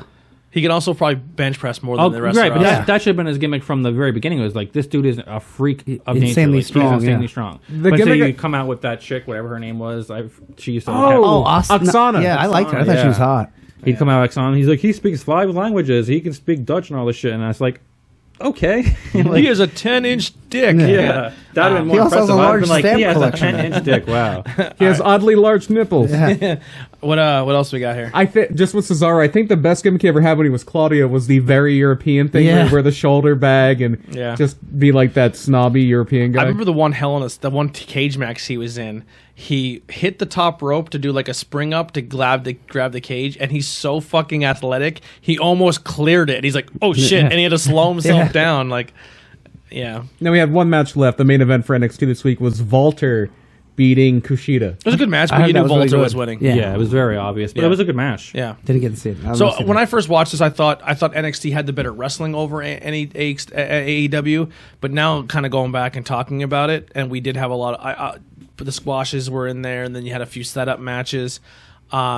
I think AEW was Had the better show. again. Yeah, I think the best match was probably Bucks and Private Party, but you had a lot of good matches in NXT, and I think just overall AEW was the better show. It Yeah, just yeah, felt I like would the better agree with that. Agreed. All right. So and then obviously SmackDown happens tomorrow, so we don't know what's going to happen there. But we don't dive too much into Hell in a Cell, but it happened since we were gone. the was a first show. match was fantastic. Sasha versus Becky. I loved it. I I loved wasn't it. a fan, but I didn't like it. Really? Why No. not? I thought I'm not high on Banks. Really, but there's so No. many creative spots there. The chair corner, the chair and, thing yeah, was fantastic. and the meteor. When Becky, the ladder was on the outside, I and thought the meteor into it. I was thought, like, ooh. I thought the meteor was better That than was the sick. sitting in the chair, That and was the sick. one-legged drop kick. Oh, see, I like the one-legged that. drop kick didn't look like it did anything. Yeah, but it was different. Yeah. That's why I was like a lot of different stuff. You know what Hell in a Cell match reminded me of, which people don't give enough credit for, was when the New Day faced the Usos. In That was the a Hell in great- Cell. That was a great I don't match. think I've ever seen that. That's a fantastic that Hell in a Cell made me an Uso fan. Yeah, that's a great match. And this one really felt like the blow off to a feud. It felt like a grudge match. Like they weren't out there It exchanging did do that.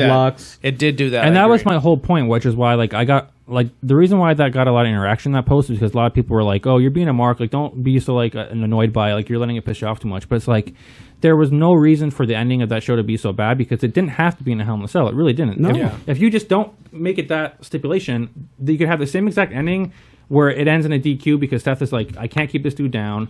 I'm scared of him. Like he freaks out, hits him with a sledgehammer, and you could have the same exact thing, and it would have been so much better because everyone knows you're not supposed to end a match that has no rules by saying, well, he broke the rules pretty much, or we had to stop the match. Well, it wasn't technically ended by DQ, but we didn't know that Right. at the time. But even still, that makes it worse though. So they're saying that the ref stopped the match.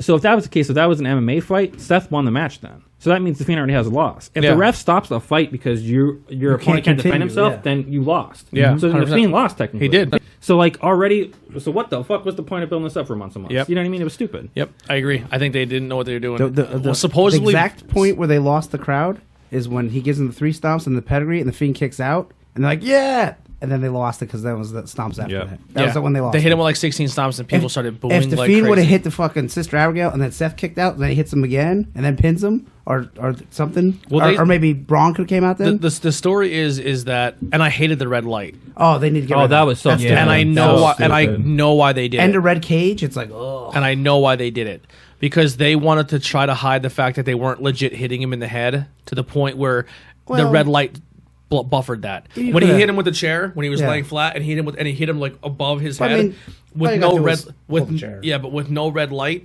you can do more eye tricks with it. So like when he put the stuff on his head, like you could see Bray was bracing for those yeah. shots. But I think he could have did that regularly. I think they just thought it was cool, and it was Yeah. a horror movie. Maybe. It's like, Yeah, I think exactly that. I think they thought Yeah. it was scary, like I- the horror. I can't imagine vibe, the but- people watching in the arena. That must have been terrible. Yeah, horrible. The Yeah, it red must have cage is sucked. bad enough. You know what's funny? Like they went back and even said like, "Wow, that was fucking stupid that we did that with Kane," and they did it again. Yeah, yeah. it was so bad they didn't even really The mention it irony. on Raw. Yeah. That's how bad. It's funny because last year when the Hell in a Cell match ended and a no contest because Brock came out, ripped the door off, beat the shit out of Braun and Roman, and they ended the match then. I was like, it's never going to get worse than this. Like, this Yeah. was the downfall of the Hell in a Cell. And then they were like, if you thought that fucking sucked, We're gonna what get- we're do gonna you get see worse. this week? Yeah. but- You know the guy you've been excited for months that we really been pushing down your throat? Well, he's going to lose tonight by getting hit in the head with a sledgehammer. And then to me, it was we're getting way ahead of ourselves. Well, like, let's get all right. So the Banks. The reason I didn't like the Banks real fast is that to me, every Sasha Banks match is she does 14 roll up pins. She gets beat up like when she's a face. She gets the shit kicked out of her the whole match.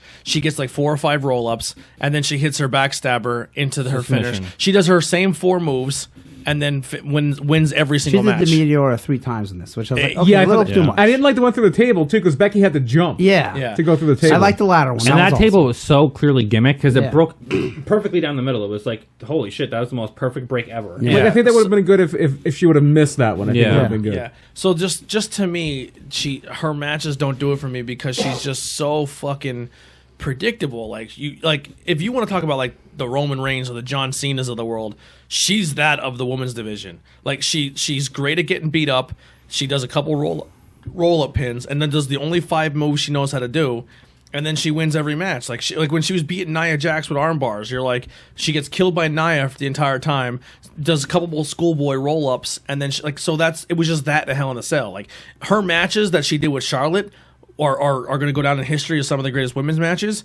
Because Charlotte carried her in the last Hell in a Cell, carried her in a lot of the other ones. Like, so what do you consider when she had the classic matches with Bayley and NXT? I think Bayley carried her. Because I think Bayley's way worse than Sasha. I hate Bayley's matches. I think Bayley's a very old school wrestler. Like, she's the old school female wrestler. I think they're about even skill wise. I think Banks is so much better as a heel. She slows down when she's a heel. Yeah, and the only when thing she's a face, she tries to do too much. The only difference between Banks now as a face and a heel is add chair shots into her arsenal. That's all she does differently.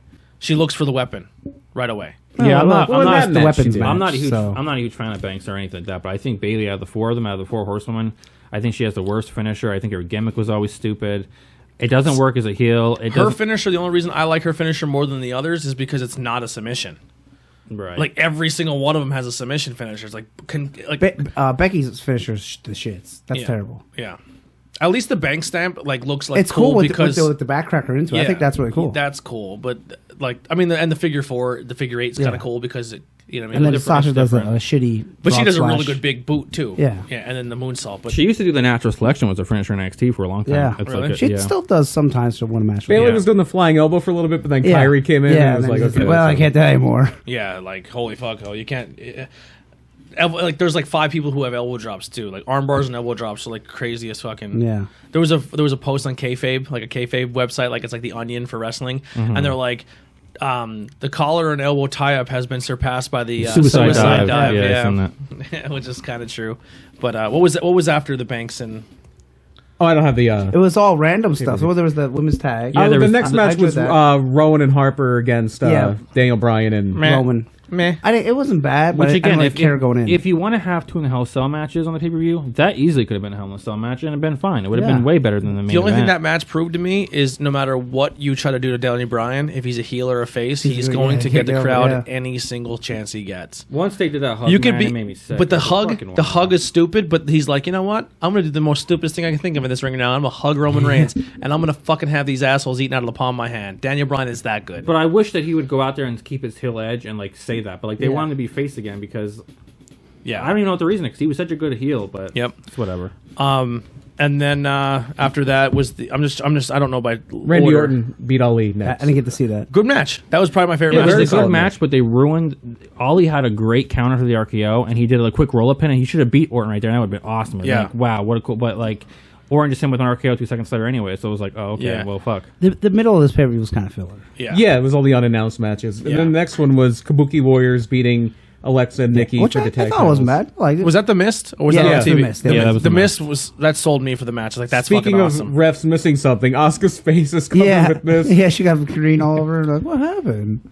Yeah, that was interesting. Then it was really bad on SmackDown when they had the match against Charlotte and Becky because she completely fucking missed Becky. Yeah. And, the mist was all down the side of Becky's face, not even in her eyes. All you gotta do is just close your eyes and then just take it in the Jesus. face and make it look believable. I was hearing something about one of my favorite missed things ever. It was from Halloween Havoc '89. The main event was this cage match with. What'd you get, Ben? I got the gumball. Oh, guess I'm having that one. Oh, the Benson from the regular show. Anyway, it was the Thunderdome cage match. It was Muda and Funk against Flair and Sting, and they're lowering the cage from the ceiling in the Philadelphia Civic Center, and there's fireworks going off, and this burlap bag on the cage is on fire, it caught fire, and they're trying to put it out. Muda missed it, the bag. That's awesome. To put it out. I was like, when he gives... Do they just tuck it in the corner of their mouth? It's something like you keep in your pocket, like a little disposable bag. And I've heard people use Kool-Aid or some type of powdered mix, and then get the powder, and then usually the ref or something. Yeah, usually a little bottle. Of water. Yeah, everyone does a little bit different because a lot of times Muda, when he's desperate, he'll give you the green, but then when you're really, you should bring the mist. He'll do the red. I want to do a purple mist. You should. Yeah, but I always feel bad for the person taking it. You get spitting in someone's face. Yeah. Break out the go to PVW and be like, can I add mist to my? What are you gonna do about it? Just put a Tide Pod in your mouth. They're like, his mist is so effective. He literally blinded him. Well, now they're doing Glenlivet scotch in little pouches too. You can do that, blind somebody. The next match was the Viking Raiders and Braun beating the OC by DQ. Did nothing for me. Yeah, same here. Stupid. Then we had Shorty Gable beating King Corbin. Good match. Very good match. Yeah, it was a very Gable's good so match. good. Yeah. I hope he goes to NXT. That'd be nice. Then they can be Chad again. Yeah. He's gonna be Shorty Gable. That's the thing. Ugh. Everybody's short in NXT. It doesn't matter. He's going to be Shorty G eventually. He can go over to AEW and be Giant Gable. Yeah. That's going to be his. He can go to UK and be Giant Gable. Oh yeah. That's going to be his accepting of that he's short. Is where he's like, you call me Shorty G from now on. It's going to be like, oh fuck, man, like this. And then he's going to be a rapper like Bud Bundy. When I forget. Or like Grandmaster B. yeah, Yeah. Grandmaster B. or be like Brian Kendrick when he was a rapper, making fun of like had his rap feud with John Cena. Yeah. Brian Kendrick's is gold too. He was. He should be the 20. Like that. Honestly, The Brian Kendrick was badass. I love that. what they should do is because R-Truth is getting kind of stale with the title. Brian Kendrick should take it over for a month or two and just let him go run and have some fun with it. They need to put Drake back in. Drake was great with that Yeah. stuff. Yeah. Then we had Charlotte beating Bayley for the women's championship. It was good, but it was a little short. Yeah. Yeah. It was all right. I mean, you're gonna get what's she 10 time now? 10. Yeah. Yeah. Boy, that's being rushed. They just want to. Yeah, they want to get that Ric Flair thing. But you know, someone sold me on that though, because at first I was like, "Damn, they're really rushing this." But there's no guarantee that she wants to wrestle as long as her dad. She is a woman; she might want to have a baby. You know what I mean? So like, she can at any time call it quits. And if they really want her to be, I mean, they rushed Randy Orton just as fast. Yeah, of course. So why not? And then there was this. I think there was this idea where Vince really wanted it in his head that when we do this Fox thing and we do this draft, that he wants the main champions to be Becky, Charlotte, Brock, and Rollins. Yeah. Yeah, and that's fine.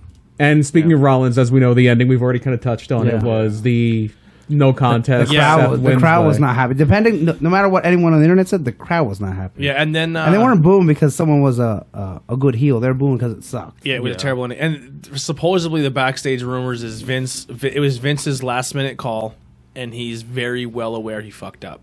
How can you not be? Yeah. The whole crowd's chanting AEW refund. And then Braun wakes up and hits the mandible claw, and Seth is spitting blood out of his mouth like he's Dumb as dying. hell. And then I didn't like that He at comes all. back on Monday Night Raw like, I'm fine, guys. Yeah. Like nothing happened. I beat the Fiend. Well, no, neither one of them were on Raw the next Oh, night. yeah. because they were trying to make the crowd forget it, Yeah, but also forget play a about little the terrible montage match. that happened. I was like, dude, pick a side. Either make us forget it or fucking Yeah. have them out. And Bray had some kind of minor injury, but I think he came out toward the end. Yeah, he had a because dark match, something. Yeah. Yeah, it really it was literally just the best way to describe it. It was just a giant cop out. It was how do we keep the title on Yeah. Seth, They but booked also themselves in a corner. make the Fiend look strong at the end of You it. could have Braun just come down and beat up the Fiend and they go brawl to the back or something. Yeah, that's stupid. And then people are like, well, wait, let's see the story. No. Just like I said with TV series is, if the first episode sucks and and 2 through 10 are great, that doesn't make the first episode good. The Yeah. first episode still sucks. Yep. Just 2 through 10 are great. Yeah. So this match still sucked. 100%. It might be good. It was a huge disappointment. It was a big disappointment. And Yeah. and And I do imagine if you were there. and regardless of how you want to defend this or talk about it, it is the worst timing to pull some shit like that. Yeah, because everyone's going to be like, I'll go watch that other show. Yeah, yeah. For sure. I'll go watch one of the other shows that are on. And now, like AEW has been making mandible claw jokes. Saying Yeah. that the referees don't stop matches here. Like, Yeah. you're just feeding your opponent ammunition. Why would you want to give shit when there's so much else out there to So watch? we are a little longer than normal here. We did hit the 2 hour mark. So what we're gonna do here is I'm gonna let you guys say, hey, if you want to tune out, do you gotta do, because we are gonna go a little bit longer here, because we're gonna do tomorrow is the draft, the start of the draft. So we're gonna do our prediction for the draft. Do you guys have a roster up? Or we can get a full roster, or like the Oh top- my god. 120 guys? Yeah, there's a lot of people. No, I bet you there's 200. I don't think NXT. Well, if you break up all the it NXT would just be people. the main roster. Did they say I don't think NXT counts? is- No, I don't believe it does, because they only have it on Raw and SmackDown, and Okay. they haven't mentioned the NXT guys at all. So I believe like- it's just going to be. I came up with a few things I thought were going to happen, and I realized I had like 30 guys, and I put Braun Strowman in there. Oh, Like, jeez. oh, well, Well, we all think Brock's going to go to SmackDown, right? yeah. Yeah, And- Brock, and will Roman Brock will be the first pick for Charlotte. SmackDown. I feel pretty confident on some of the first picks. I think in your first 5, you're going to have Brock and Roman go to SmackDown. I think you're going to have Becky and Rollins Well, and maybe Bray Wyatt. Here's go a to Raw. name. That's exactly the first 5, I think. Here's will a be. name that's out of someone's head. Will probably be in the first 5, but no one's thinking about her. Ronda. Yeah, if she's coming They're back. gonna put her on SmackDown. Yeah, for sure. If she comes back, to I think she'll at least be on the show just to be like, "Hey, I'm here." What are some of like the surprises that you guys think will happen? Like I said in the chat, I think that Braun will go to SmackDown because I think Braun has ran his course on Raw. There's nothing else he can. He's 0-8 in championship matches. You can't really keep doing that. I think Ray's definitely going to SmackDown. I think Ray's gonna go to SmackDown. I think for some reason why I don't know if they're gonna break New Day up, but I think they're definitely sending Kofi Kingston to Raw because after that 9-second loss, that's like a done deal. I think New Day goes to Raw, and maybe the OC goes to SmackDown. I could see them switching over AJ and Nakamura. AJ going back to SmackDown and Nakamura going to Raw, taking the title over there. Okay. Ziggler and Roode are going to probably stay on Raw because they have the big red belts. You know, their rival will probably stay on SmackDown because they have the big blue belts. The biggest thing to me is these women's tag team championships. Like, if they're going to be on one brand exclusively, that's going to like really hurt. I don't know what they're going to do with that. One thing I was thinking, and now I'm not thinking, if Becky goes to Raw, that means Charlotte goes to SmackDown. But there's been a lot of talk that Aleister Black, Heyman really wants them for Raw, and that means Zelina Vega's going to be on Raw. On Raw. Unless they just... that means Andrade would have to be on Raw. I just think that... Unless they Heyman won't get his wish, and Black will just be stuck on Raw because he likes Ricochet a lot too. So he's probably gonna be like, "Listen, you're gonna get Ricochet. Yeah, Black's gonna go to SmackDown." Poor Aleister Black. Aleister Black's nothing. He's beating up the Bollywood boys. Yeah, and the gimmick is terrible. It seems like Buddy Murphy might go to Raw. Heyman really wants Buddy Murphy. That. Yeah, and they don't care about Buddy Murphy. So everyone that they don't care about will go to Raw. I have a feeling Rusev and Lashley. Apollo Crews Raw. Yeah, Rusev and Lashley probably wind up on Raw just because if you're doing that whole like risque storyline, that's probably better suited. Yeah, I for think that would be Raw. Yeah, I totally agree with Naomi. I'm trying to think of the women. Dana Brooke.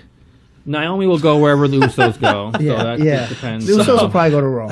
Because I have a feeling, Charlotte's going to wind up on SmackDown. I think Sasha's going to wind up on SmackDown. I think Sasha will be on SmackDown as well. So real quick, I'm just going to post this. So there's a page I belong to. My boss at my job, he has his own sports cards. Facebook page, and they do a lot of like different things. You can go on and watch live videos, and you can put your spot in and open up a pack of cards, and you have that's pretty cool how they do it. But someone just got an autographed UFC Ronda Rousey card, and the series of the card is called First in Her Class cards. But the way they did the font on the card looks like it just says "in her ass." Oh my god! Oh my god! It does. So the Ronda Rousey in her ass card.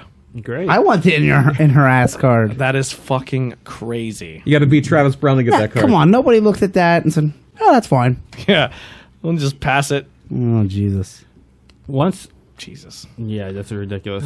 Once it came out that Raw was going to get 3 picks for every 2 picks of SmackDown, I was like, damn, they're probably really gonna give SmackDown a lot of stars give Raw a lot of bodies. A lot of jobs. For argument's sake, Seth Rollins beats Roman Reigns and Raw gets the first pick. Mm-hmm. So Raw gets the first 2 so picks. So wouldn't you pick Seth? It's going to be Seth and Becky. Yeah. Well, I think the way they did it last time, because they did that 3-2 thing before, it went... And Raw had the first pick that time. It went Raw, SmackDown, Raw, SmackDown. They Raw. took Dean Ambrose first. Oh, yeah.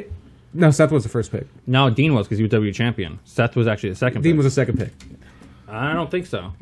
I'll show you in a second. I was researching I completely forget. I think Dean was second because he was pissed because he was a champ and he was the second pick. Maybe. I could have sworn he went first. Wasn't Charlotte first? She was the first woman pick. She was the first woman pick. Oh, okay. Woman pick, yeah. But just the way like they did Finn Balor was the first call-up. Basically, Raw just got when they did it, Raw get an extra pick at the end. Mm-hmm. It went Raw, SmackDown, Raw, SmackDown, Raw. Okay. And then we just jump back to Raw. Is there any... Who do you think you're going to be surprised is going to... John Morrison.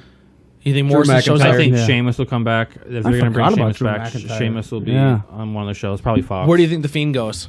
Raw. I think The Fiend stays on Raw. I think The Fiend stays on Raw because I think it's a Paul Heyman project, so he's not going to lose, Yeah. They can't take away every major star from Raw because then that's just like... Yeah. It's just Jobs and AJ or something. Where do you think The Miz goes?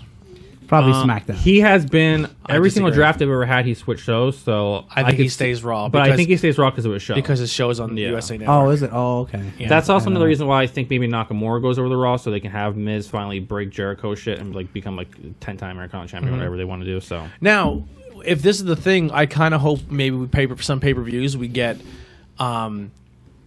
like, hey, the Intercontinental Champion's gonna have to defend his championship against a guy from Raw, and then a guy from. Well, if they do that, then it's like, what's even the point of the whole like segregation? Like, where of the brand? U.S. champion and the Intercontinental could switch shows.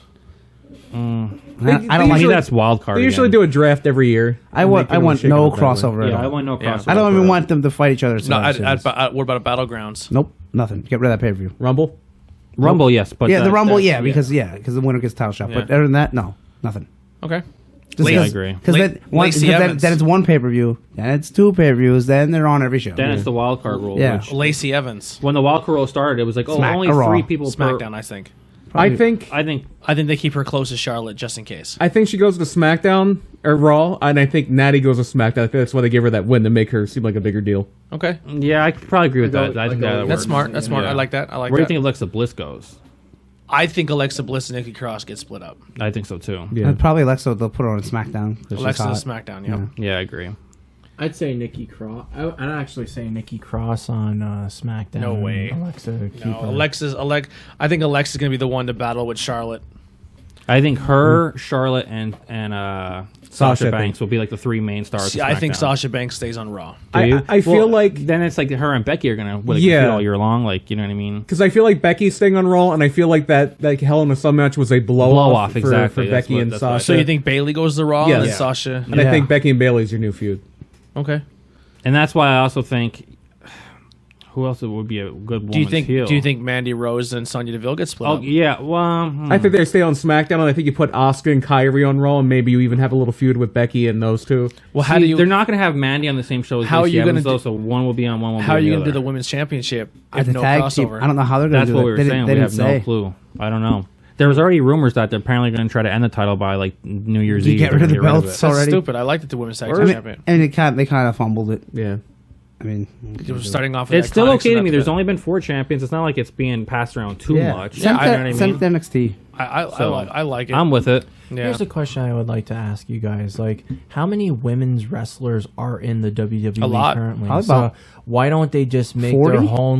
their own little thing, like a their women's own, show. like That a was the women's show? plan for Like SmackDown when like a SmackDown first 205, debuted. It was yeah. supposed to be an all women's show, Like a and then Glow. they went against it. I don't And know I if always they'll wonder do it. how that would have worked out. Like, Yeah. it would have been, That would have been actually pretty interesting, especially with how dominant the WWE women's wrestlers are now. Women's wrestling last year was fantastic. oh yeah, it was the best part. So of the far main this year, roster. all we're getting is 4 girls or 4 women, and the rest of the roster is just getting buried in a tag team division that they don't clearly care It made about. it pretty clear that the only reason that last year the women's roster got pushed was because of Ronda. Yeah. And as soon as Ronda went away, they're like, "All right, girls, get in the back and back of the line." It's no It more was this just stupid. shit." Yeah. Because there's Yeah. so many people that I'm interested in seeing.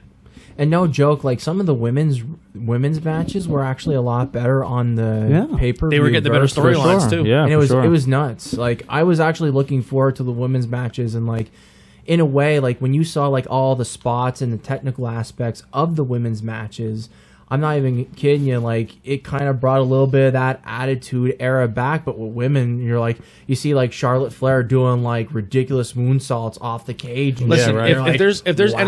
anything right now that the WWE can say that they have hands over fist that is clearly better than AEW, is their women's division. And they're not usually as they're like not right. even NXT is like, cool, you want to go head to head, you want to put 1 women's match on, we'll put 2. Right, yeah. You know what I mean? Like, so NXT And is that's all Triple H, man. Triple H knows what he's doing, you know. where the main roster's like, man, they have so much talent, and they're like, fuck it, we'll just bury them again, and it sucks. Or what's worse than burying is just not being used. Yeah.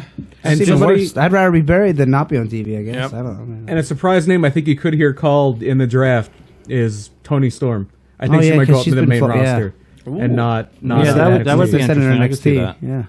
They need obviously they feel that there's no firepower there right now, so they need something. I think a Rhea Ripley would be awesome, but I think they have some plans for her. Yeah, I think she's NXT. I think a Bianca Blair would be a good move up. See, I think right She's not now, ready. I think the three rivalries I want to see the most in WWE when it comes to the women's division, and they involve Charlotte, is I want to see eventually Lacey and Charlotte. I think that'd be cool to see. I think they're set that up in the draft. I think they'll be on the same. And I think they'll be on I SmackDown. think they kind of showed a little hint of it in the Royal Rumble with Rhea and Charlotte. I think that would be awesome. They both have a very tall stature. They're both very, dominant. You know what I mean? I think when it's time for Charlotte to then pass the torch, because Rhea's not very old. She's younger, right? I believe so. They said she's 20, it's like 23 or something. So that can be like the passing of the torch right there. You know what I mean? Like, because Rhea Ripley could be a monster. She could be the one that we said though. She's gonna probably feud with Shayna for the title, so you can't call her up. You know what's gonna happen? Shayna might get called up. Yeah, Shayna would be amazing call up, but the problem is Shayna, whoever's in the woman, like Rhea Ripley would be the girl who they'd push as like the monster, and then gets destroyed by Ronda, and you never hear from her again. Yeah. I make Rhea Ripley more like a scrapper. Like she can really throw. She's too big. She's too big, too tall. Well, then again, I never really watched. Yeah, she's too much with her. It just makes sense. She's your Nia without being overweight. Do we think that any tag teams will get split up? Like my prediction was, I think they might bite the bullet and have Kofi go to Raw by himself and leave Biggie and Xavier. I think they'll do something new. Before we get into that, just one final thing about the women's, I'll just say, like they should do maybe like 2 shows and just make it strictly all women's matches, like just their own like faction, like we were not faction. One of the rumors too was so. that maybe now because they don't have NXT on the network as an exclusive thing, that maybe like a main event style show where they just showcase more of the women on there. Well, they're bringing back the Mae Young Classic again for a 3rd year. Yeah. So what I was hearing is they'll have like a show that will be like post taping because they don't have 205 Live anymore, and they do a women's only style show that'll air on the network. And then when they have a big blow off, like a big feud, like how 205 Live had its own show, but like Enzo or Drew Gulak or those kind of guys. I think 205 Live kind of not ruined it. 205 Live was actually a great show, but just nobody watched.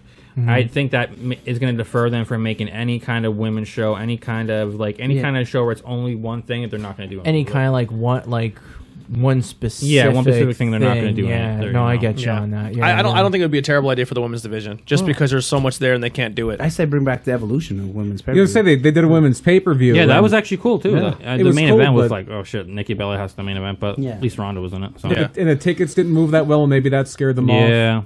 Yeah. But if you do that kind of pay-per-view, you gotta go small NXT style crowd. Yeah, I wouldn't. Yeah, right. Yeah, it was so weird that they only gave it one try and they're like, never again. Yeah, like, that's one of my biggest things too. Is like they're bringing back the Mae Young Classic every year, which I'm a fan of. That's cool. I still cannot believe they only did one 205 Live Classic. Yeah. Like that was so weird. You could do that every year. Have indie cruiserweights. Every year I think 205 Live in the NXT roster is awesome. Oh yeah, it is awesome. Yeah, definitely it's great. So welcoming. I just kind of hope they change the title. I thought they were, because did you guys see like when William Regal before he put the belt around Leo Rush's waist, he was like looking at the belt and like looking at Leo, looking at the belt, and I thought he was gonna like toss it and like, bring out like a black belt or like a gold belt and hand it to him, and be like, here you go. But I think it's coming. I hope so. I think Leo Rush is a good example of it's okay to fuck up and come back and you have kind of like a redemption. He was very open about his what he's going through. So I'm very surprised because he was very unliked backstage. I couldn't believe that he came back and became a champion. I was really shocked. That must have been an all Triple H call and he's there with the NXT environment. He already knows Velveteen Dream. They were a tag team.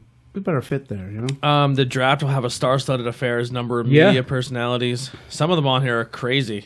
They have like Fox people, I guess, making Kevin the SmackDown Burkhart, fit. Frank Thomas, Kurt Menefee. Okay, I don't know any. Terry of those Bradshaw, I know Terry Howie Bradshaw. Long, Jimmy Johnson, Tony Gonzalez, Carissa Thompson, Michael Vick, I'm glad Chris Thompson Peter was Strager, Joe Callett, Michael Vick, Brady Quinn, Michael Vick. There's a good non-controversial. baby. Reggie Bush, Matt Leinart. What are they going to have? Brady Quinn and Matt Leinart and Reggie Bush in a triple threat match? Just Michael Vick is going to announce the big dog, Roman Reigns. Gets Okay, gets so- Jeff Samardzija and have a tag team match. Assuming most people live in the wrestling bubble that I live in. Most of them are sports. I know football. 4 of those people. Herb Meyer, he's an old coach. I Rodney really Harrison, Chris Sims, Rebecca Lowe. Why bring all the people? What they're doing is because they even did it in the commentary. It's like, the network executives network. for Fox and Which and I'm USA. okay, but you don't need that many people. So it's saying here more than 70 wrestlers will formally be drafted into a pool.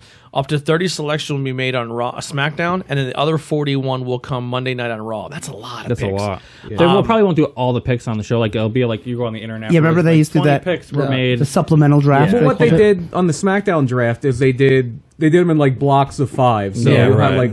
you'll probably have they probably will do 30 picks, but it'll be like 6 different segments. I'm that they assuming the announce first pick will be the big, I picked Brock. We picked Roman. Who's going to be the undrafted guy that gets the big push because he was undrafted? Oh.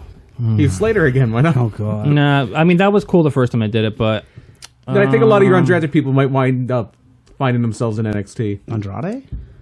I think he gets drafted. Yeah. I have one. It would be insane for them Mojo? not to Oh, pick. God. It'd be insane for them not to pick him, but just do like a clear disrespect and be like, "Oh, we forgot you were here," and not draft him, and then he comes angry and fucks up. Rusev? No, Joe.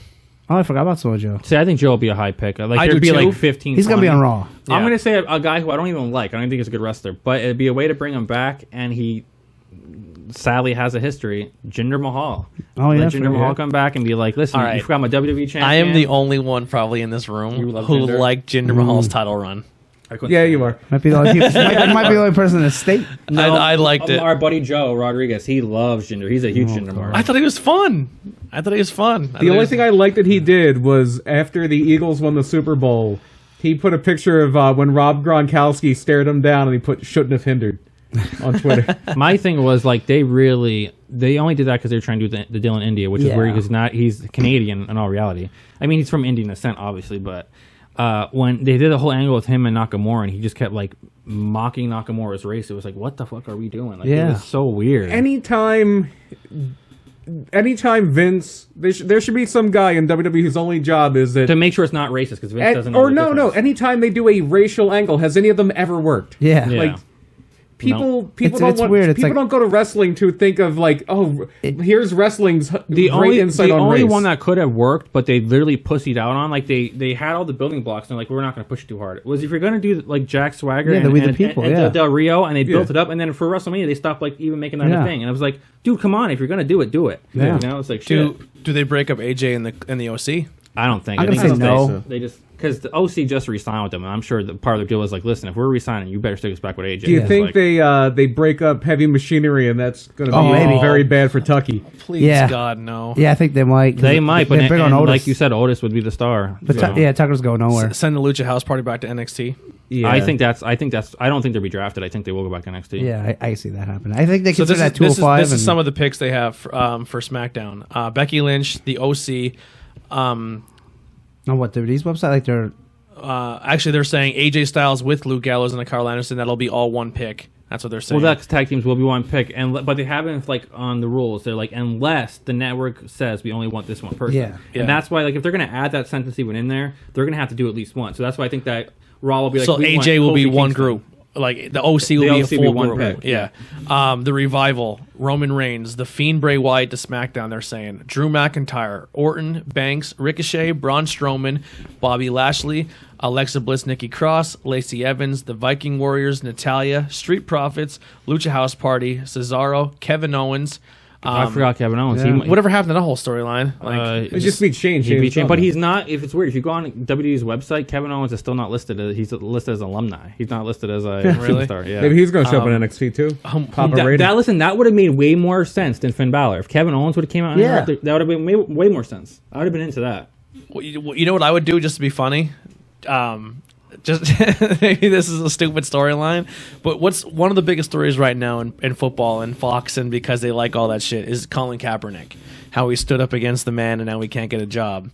Kevin Owens clearly Gets wins, blacklisted. and then he doesn't get drafted. oh yeah, Okay. And they're like, "Oh, sorry, we just didn't pick you." You know, like That's why I But wish they they are could- actively not wanting authority figures right now. That's why you have all these Right, celebrities and yeah, sports people. yeah. But I making the wish if picks. they're gonna break kayfabe and just be like, "Hey, listen, the networks are picking the people. Like the networks want their stars." so who's going to represent the networks and do the picks? all those people Well, are all the like people Troy are Aikman, all those Fox. They're people. all Oh, it's going to be like NFL Yeah. draft where they And come who the out. hell does yeah. USA have? I don't know. It's gonna They be have, like, it's gonna be people the from Chrisleys. It's gonna be Yeah. the fucking people like that. yeah, what that guy with the But I wish they would have just did it. Walker Texas Ranger comes back. Listen, just Still stalking. He's Renegade. going to make picks. just straight up break up What was kayfabe. the murder she wrote? Is she still alive? Angela Angela Lansbury. Lansbury? She's like in her 90s. We did a whole episode about it. If they're gonna break kayfabe, they should just break it and be like, "Listen, Paul Heyman is gonna do the draft for Raw because he's head Yeah, of creative Bischoff's for Raw, gonna and do- Bischoff's gonna do for SmackDown. Just break kayfabe all the way and just do that. You know, that's fine. They could just call him the matchmaker. Yeah, just make them whatever. You know. I think they should, because even Paul Heyman came out and said like, "Oh, I kind of have some pull around here." Yeah.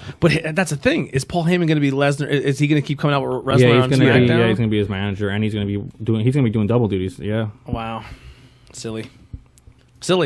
What if they switch it up and just say, Heyman, you're going to Raw. We're gonna switch you guys. You're going to SmackDown. You're gonna be in charge of SmackDown. Yeah, Bischoff is Raw. And just save you fucking some They travel. might honestly. Bischoff apparently doesn't have like the power that everybody reported that he has was apparently very overstated. He doesn't have a lot of creative control. They don't trust him. on SmackDown. He's only there to be the mediator for the people with Fox because he's such a business savvy guy and he already had deals with those kind of people. So that's the reason that Vince was like, "All right, you're part of the SmackDown." Crew. And Fox is a lot more hands-on than USA, so it's basically there to deal with them. I think that whole Heyman running Raw SmackDown, I think can very well change. I think he will be the face of SmackDown and the main guy backstage. Because I think if they're going to start doing some stuff, I think you're going to have like your heavy hitters, like you're going to have Heyman there, you're going to have Bruce Pritchard, you're going to have those guys in the back that are going to be like, yo, you're help running the show. And I can see Bischoff being like, hey, you're going to go help on Raw now.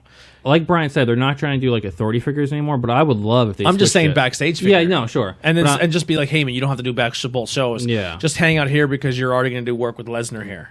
And maybe if his Andrade stays there, if fucking his Aleister Black stays there, or if his if the Fiend somehow stays on SmackDown, I think that'd be a good determining factor, saying that maybe Heyman has more pull on SmackDown than maybe before. I think the reason that those kind of guys will go to Raw because Heyman's running it is because Raw is going to be the creative show, while SmackDown is like the flashy, the real flashy wrestling, like SmackDown was back in the day when Shane was a baby face. Yeah, right. Yeah.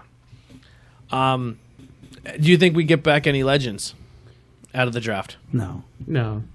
Maybe Undertaker. That's it. Goldberg, maybe somebody dressed Goldberg. Maybe like Undertaker gets drafted or something crazy. Maybe Kane. Then that's about it. You're not going to see Honky Tonk Man or nothing like that. Nothing crazy. Yeah. Okay, just trying to maybe throw some other crazy, like think of some, like, do you think like a Trish Stratus or a Lita gets drafted again? No. I'm gonna say no. Not unless they're willing to work like at least half full time schedule. I don't think none of them would be willing to do it. Okay.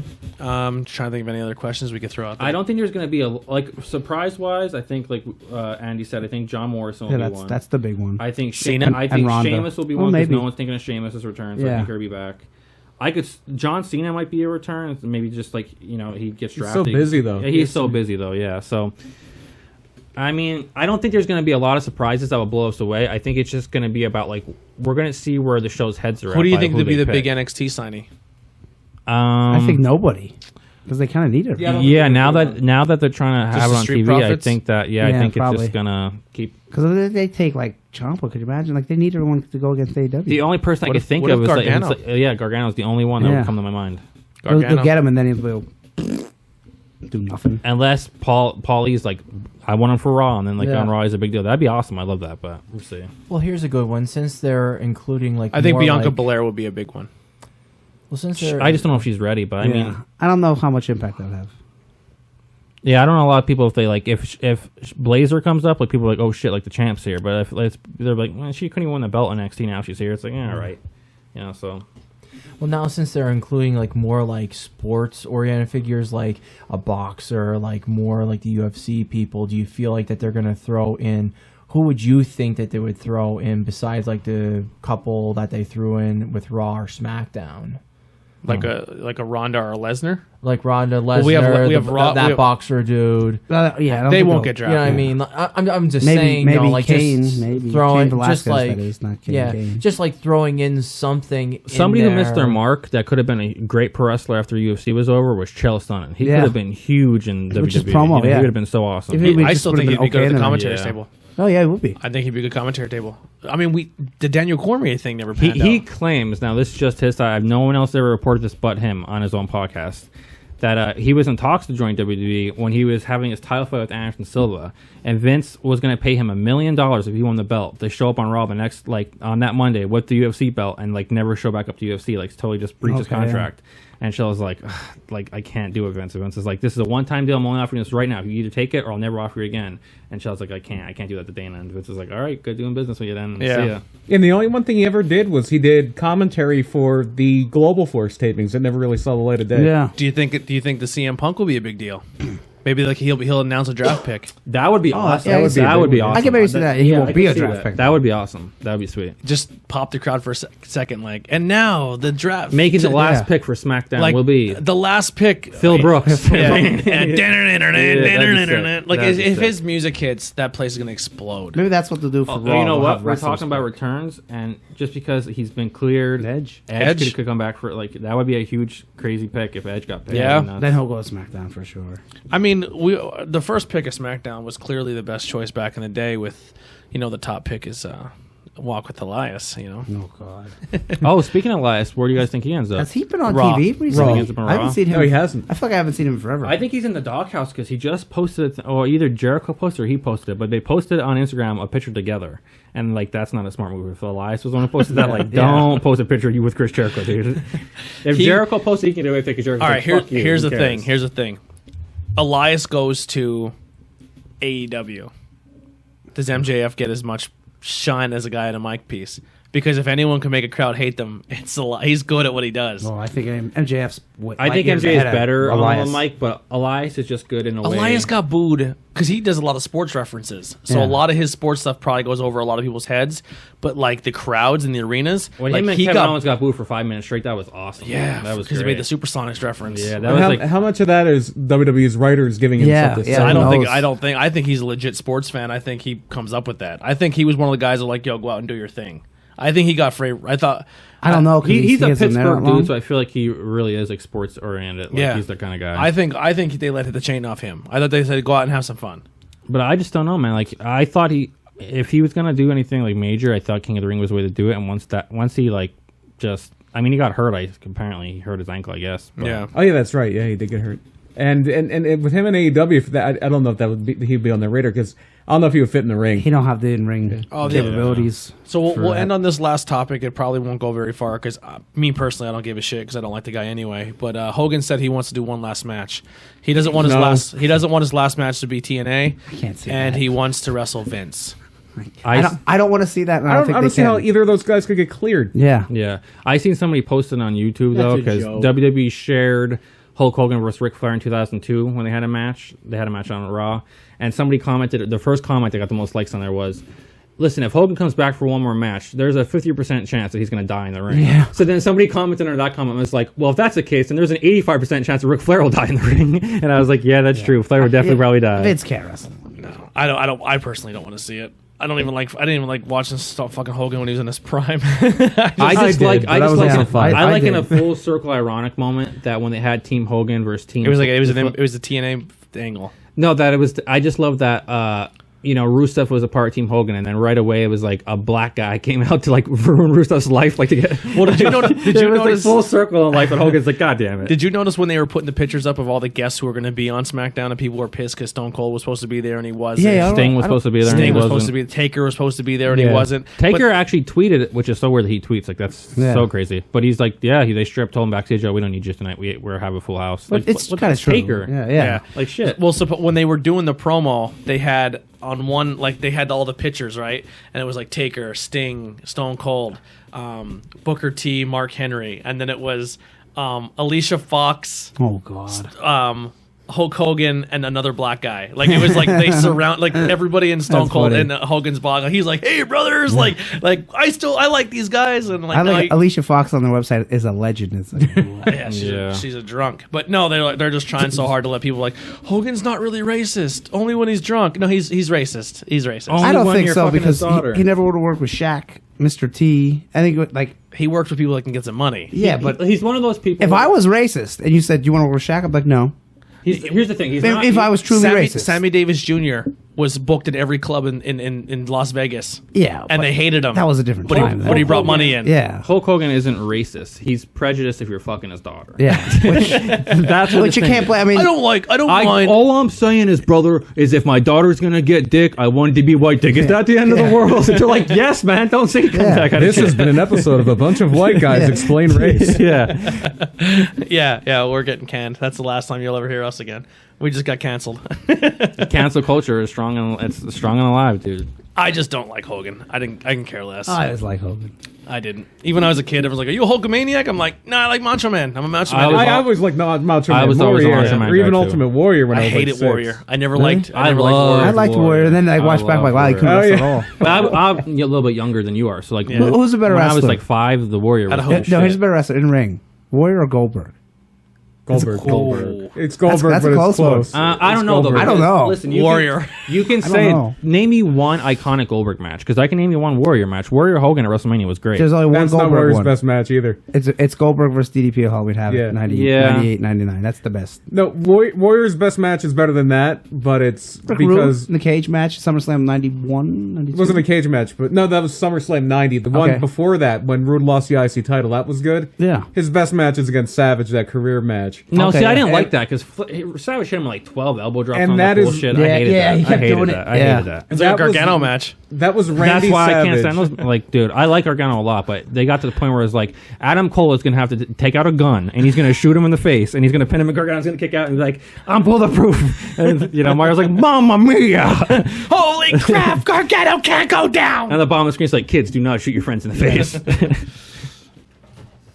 Yeah, I don't know. Gargano just need to. Yeah, you have to have. If you're gonna finish Gargano, you got to bring 15 of your finishers. Yeah. And then your friends got to hit him with their finishers. And this has been Are You Afraid of the Dark? No, yeah, and the last little quick thing I want to bring up too is Bret Hart is in the news again. For what? He says that Goldberg should not be in the Hall of Fame because he was a dangerous worker. Well, a lot of people are dangerous workers. Well, if anybody has the right to say that, it's Bret Hart. Yeah, he got his neck kicked off. Yeah. Now, if he said he shouldn't be in the Hall of Fame because he's not very good overall, like, oh, okay. That would be a funnier thing to say. Anyone? All right, Andy, we'll start with you. What do you got to plug? New Well, there's no Outbreak Wrestling, but there is True Wrestling tomorrow at the True Mill in Plains, PA. Blue and gold, yeah, gold belt. yeah, in a 4-way tag team match. So I believe the show starts at 7 or 7:30. I don't know. It's Plains, PA. True Wrestling, not.com, but the Facebook. So you can check it out there. Cool. We had one new episode of our Comic-Con time in review for Call It in the Power Ring, which came up, and we'll have another episode out later this week too. So that's about it for me. Tyler. All Things Wrestling on Facebook, House of Glory. That's it. Ben. Banging beers. We're not gonna get a big Banging explanation. beers. I'm only kidding. Oh well, obviously. Tom Kessler will be on trying the new big. we Dick are beer. gonna try and get Tom Kessler on. But point being, no. Tomorrow I'm gonna be going to a Hudson Valley release, and it's gonna be a double pastry sour ale. It's supposed to be with like cranberry and apples, so there's gonna be some good trade bait and whatnot. And we have some really cool stuff coming down the pike. With an Oktoberfest off. Yeah. Do you guys both drink every day? No. Like, do you like? Oh my god, kind of not thing? every day, No. but We have enough beer too. It smells more chocolatey. yeah. Tony's like, actually, I'm gonna announce right now on the podcast, I'm a fucking alcoholic. No, I no. know. I was I have a problem. borderline. I was borderline at one point. Yeah, we were talking about it. Yeah, at one point I was in trouble. But we significantly cut down. Like I when we honestly, did it. I probably drink more now than before, but I don't drink to get drunk anymore. Like while we have a show, I have 2 beers or I You're have not one hammering beer. 8. Yeah, and I don't even get a buzz. I just Right. have a beer during the show, and that's just so I can kind of stay comfortable sitting in chairs so my body doesn't hurt.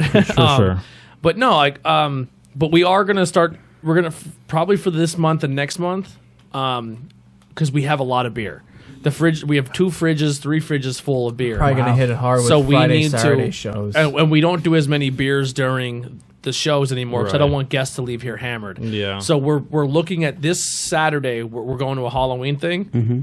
We're coming home pretty late, but when I get home, we're gonna do an episode. What day are you throwing your Halloween party here? Did you ever just figure that out? Yeah, I forget what week it Is is. the 26th. Yeah, that All right, show cool. that I'll be day. here for it. Ah, cool. Yeah, because I know the Elks is having a costume contest. Oh, I won't be here. I want to win $150 $150 for being this show. We're going to see Mysterio. Ghost and Hershey.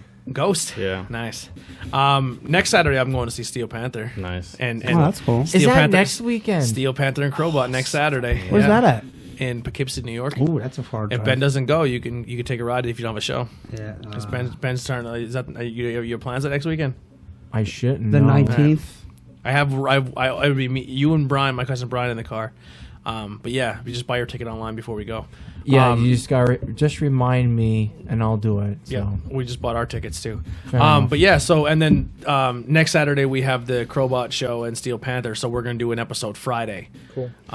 So we're gonna do a Bangin' Beers where basically it's gonna be like all super gimmicky, like all wild shit. It's just gonna for the be next pretty couple cool. like when the guests are here, we're gonna bust out the gimmicky beers and have fun with Yeah, them. But we cool. need to do shows where we can just knock down our beers that we have. Yeah. So if like I said, if I can come pick you up or one of us can figure it out, if you want to come.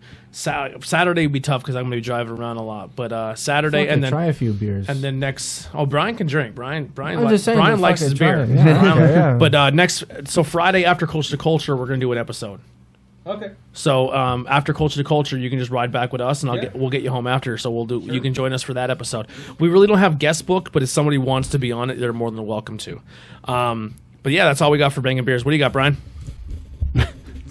Oh, gee, I wonder what it could be. Murder My Dude. It's anywhere you find the audio version of this show, you'll find Murder My Dude. We're on Apple Podcasts, Google Podcasts, Spotify, Anchor. We just hit episode 40. I can hear him. Wow. It might be your headphones. I can hear myself fine. Okay, go ahead. We just hit episode 40. It dropped this morning. It's all about incels, the involuntary celibate, and the mass murders they commit. We also did a piece on Edgar Allan Poe because it was just 170th anniversary of his death. I got up to the Edgar Allan Poe part. Yeah. You would start wanting to kill people if you weren't fucking anybody. Uh-huh. I'd probably kill somebody if I wasn't fucking somebody. It's an interesting thing. It's a very interesting topic, and that's what we covered this week. Now, question: in the podcast, when you said he was wearing soiled clothes, you meant someone like there was shit in them? Yes, he was wearing someone else's soiled clothes. Like somebody else had shit in the clothes he was wearing. Ew. Like shit themselves. That's worse than shit in your own pants. Yeah. Yeah, it's a little weird. Remember when Beetlejuice and Howard Stern? Do you shit your pants? No, man. Someone's shitting there for me. Yeah. Pete, did you jerk off in the bathroom? Yeah, but it was an accident. we get into it more on the show, but one of the theories on how he died is they used to do this thing called cooping, where people would kidnap people and take them to the polls to vote in elections, and they would change their outfits to bring them to the polls again as somebody else, and they think that's might be what happened to Poe. Oh. And yeah, your Facebook page got a little. Yeah. You just hit 200 thank people. you for that. Awesome. But you guys are supporting it, so if you guys are supporting us, I appreciate you clicking that like button and going and supporting them as well. Go check out their episodes, man. It's one of my favorite podcasts out right now, and not just because I know the guys, but they do a great job. But yeah, go support them, and obviously they have a merch store as well. That's on the links are below, so you can go check out projecthumanoid.com and hit their merch store. Yeah, we have cups, shirts, pillows, a lot of different things there. Yeah, so go support those people. We got podcasts are important, and especially local ones. So help out the local people. The only thing I got is we got an interview coming up this Monday. We have the last one with Steve's wife from Not Cool in High School. No, that's out. Yeah, her interview's out, and then this Monday is going to be FaZe, the band FaZe from Pottsville. Okay. Our last episode, Not Cool in High School, was a blast, man. We didn't do a topic this week or last week. We were going to do Owen Hart for our topic. If you're keeping up and you're looking for that topic this week, we're not going to do it because we had a lot to unpack. So I will do Owen Hart next week. Cool. So next week we're going to cover. We're not going to cover every wrestling show. I can't watch Impact. It's impossible to watch all of them. It literally unless you don't have a job and you just watch wrestling. Yeah. We'd be here 5 hours. Yeah, so we'll cover for the most part highlights. What we liked out of it. Yeah. The big stuff. I'm going to watch NWA Power. If you're literally looking for every week of us to say who was the better show at NXT and AEW, this is probably the only time you're going to get that here. Only we because probably covered on the page though. We'll cover on the page. That, but for the most part, we're going to stay true to our coexist thing. Like, we're not here to draw a line in the sand and say watch this or this, or we think like. I don't see it as a Monday night, a war. I don't see it as, maybe the companies do, but as a fan, I'm just happy we have wrestling. Yeah, but seriously, watch NWA Power. Yeah. But yeah, give it a shot. NWA Power is great, man. There's so much cool wrestling. I personally can't watch the Impact because I don't have that channel. It's gonna go on Access though, right? Yeah. I have. When does how Ring of Honor become like live? I have no idea. Because I have a recorder, but that's a pre-tape. It's like recording, syndication. Right? I don't even know when because Ring of Honor's on Fridays. I think it's like Saturdays at 10 on the it's CW. Like Saturdays at 11 on CW. Yeah, I have it recorded, but I think it was a predetermined. I record it every week, and I honestly have like 12 recordings of them. I don't watch them. They had an ad for it during SmackDown on Fox because the Fox station here and the CW station are both Sinclair stations. That's something. Yeah. Sinclair has so much pull. So I mean, this is This is the best time ever to watch The wrestling. boom. And New Japan. We did we were just Yeah, kind New of rushed Japan. on it. Go to Andy's show. Go to Calling It the Power Ring for Yeah. that. New Japan has a big show this weekend. Yeah, because I'm definitely watching that. Okada and Sonata again, and Juice and Moxley. This is going to be Evil the and first. Coda. That's going to be on New Japan World, right? Yeah. Yes. So the last pay-per-view I didn't get to watch because it wasn't on there. It wasn't on the same night. The U.S. shows. Yeah. So the U.S. shows did go. Well, the one went up. The Saturday night show. I don't know if I don't. No, think the one this- before that. What was the one that was on like a weird Saturday and it wasn't on the network? J You had to- Cup? you had to- Oh, the Super J Cup. Yeah. Yeah, that something like was weird. That was a weird thing that they did. But usually, like this. Well, obviously, you're not going to watch it live at 4 in the morning. Yeah. But it will be up. So what I think Monday I'll- morning when you get up, it will be ready to go. What I think I'm going to do is this Sunday, like after banging beers, because normally Sundays my football team's terrible, so I really won't watch anything there. Yeah. And there's no like pay-per-views for the wrestling. I think I'm going to watch the Saturday New Japan Sunday. So I'm going to dive into my first New Japan experience. Yeah, this well, weekend. the show I believe will be it'll be Sunday night into Monday. Yeah, it'll So, be like 4 o'clock in the morning on Monday is when this next one's going to be on New Japan World. Yeah. It's going to okay. be on. All right. But it's on demand then, so You can watch it whenever. I'll so watch- Monday afternoon. you All watch it. right, so what I'm going to do is I'm going to make an effort to watch my first from beginning to end Japan show and give you my take on Oh, it. okay. Yeah. So that's you all. probably won't know. I won't know. 50% people. Yeah. So what I wanted to say real quick in closing is with the AEW, I said I have a hard time. We didn't get. Is adapting, latching to a character, and that's maybe because I don't watch the being elite on the internet. But that's just the only thing I have the biggest flaw for me for AEW is there's not a character out there that has latched to me. Jericho is my go-to guy, but just because of the stable and I'm not into the stable, that could be a deterrent for me. So I just need to really hopefully get that one person to latch onto and really ride their wheels. Like I think if Nyla would have won the belt, that would have stuck with me more with the women's division. But now that like the other girl's a champion and she's tiny, and then the tag the next week, it just didn't do it for me. Everybody has who they like. Yeah. You could watch a show and be like, oh, I really like that guy. Yeah. And somebody else might not like. And that it's so guy. weird. That person for me in AW is Tony Schiavone. I love Tony. I I think love Tony Tony Schiavone is Schiavone. fantastic. Yeah. He's been back. Yeah. So thank you guys so much for tuning in. Check out the rest of our stuff. If you're still here, hit that like and subscribe. And oh my God, thank you guys. We cannot thank you enough for the support. Go grab some merchandise and see us at some indie shows, and let's see you in that TTP gear. All right. And really quick spoiler. Blue and gold shirts coming soon. Oh yeah. Maybe 2. Maybe 2. Get that contract, baby. See them on.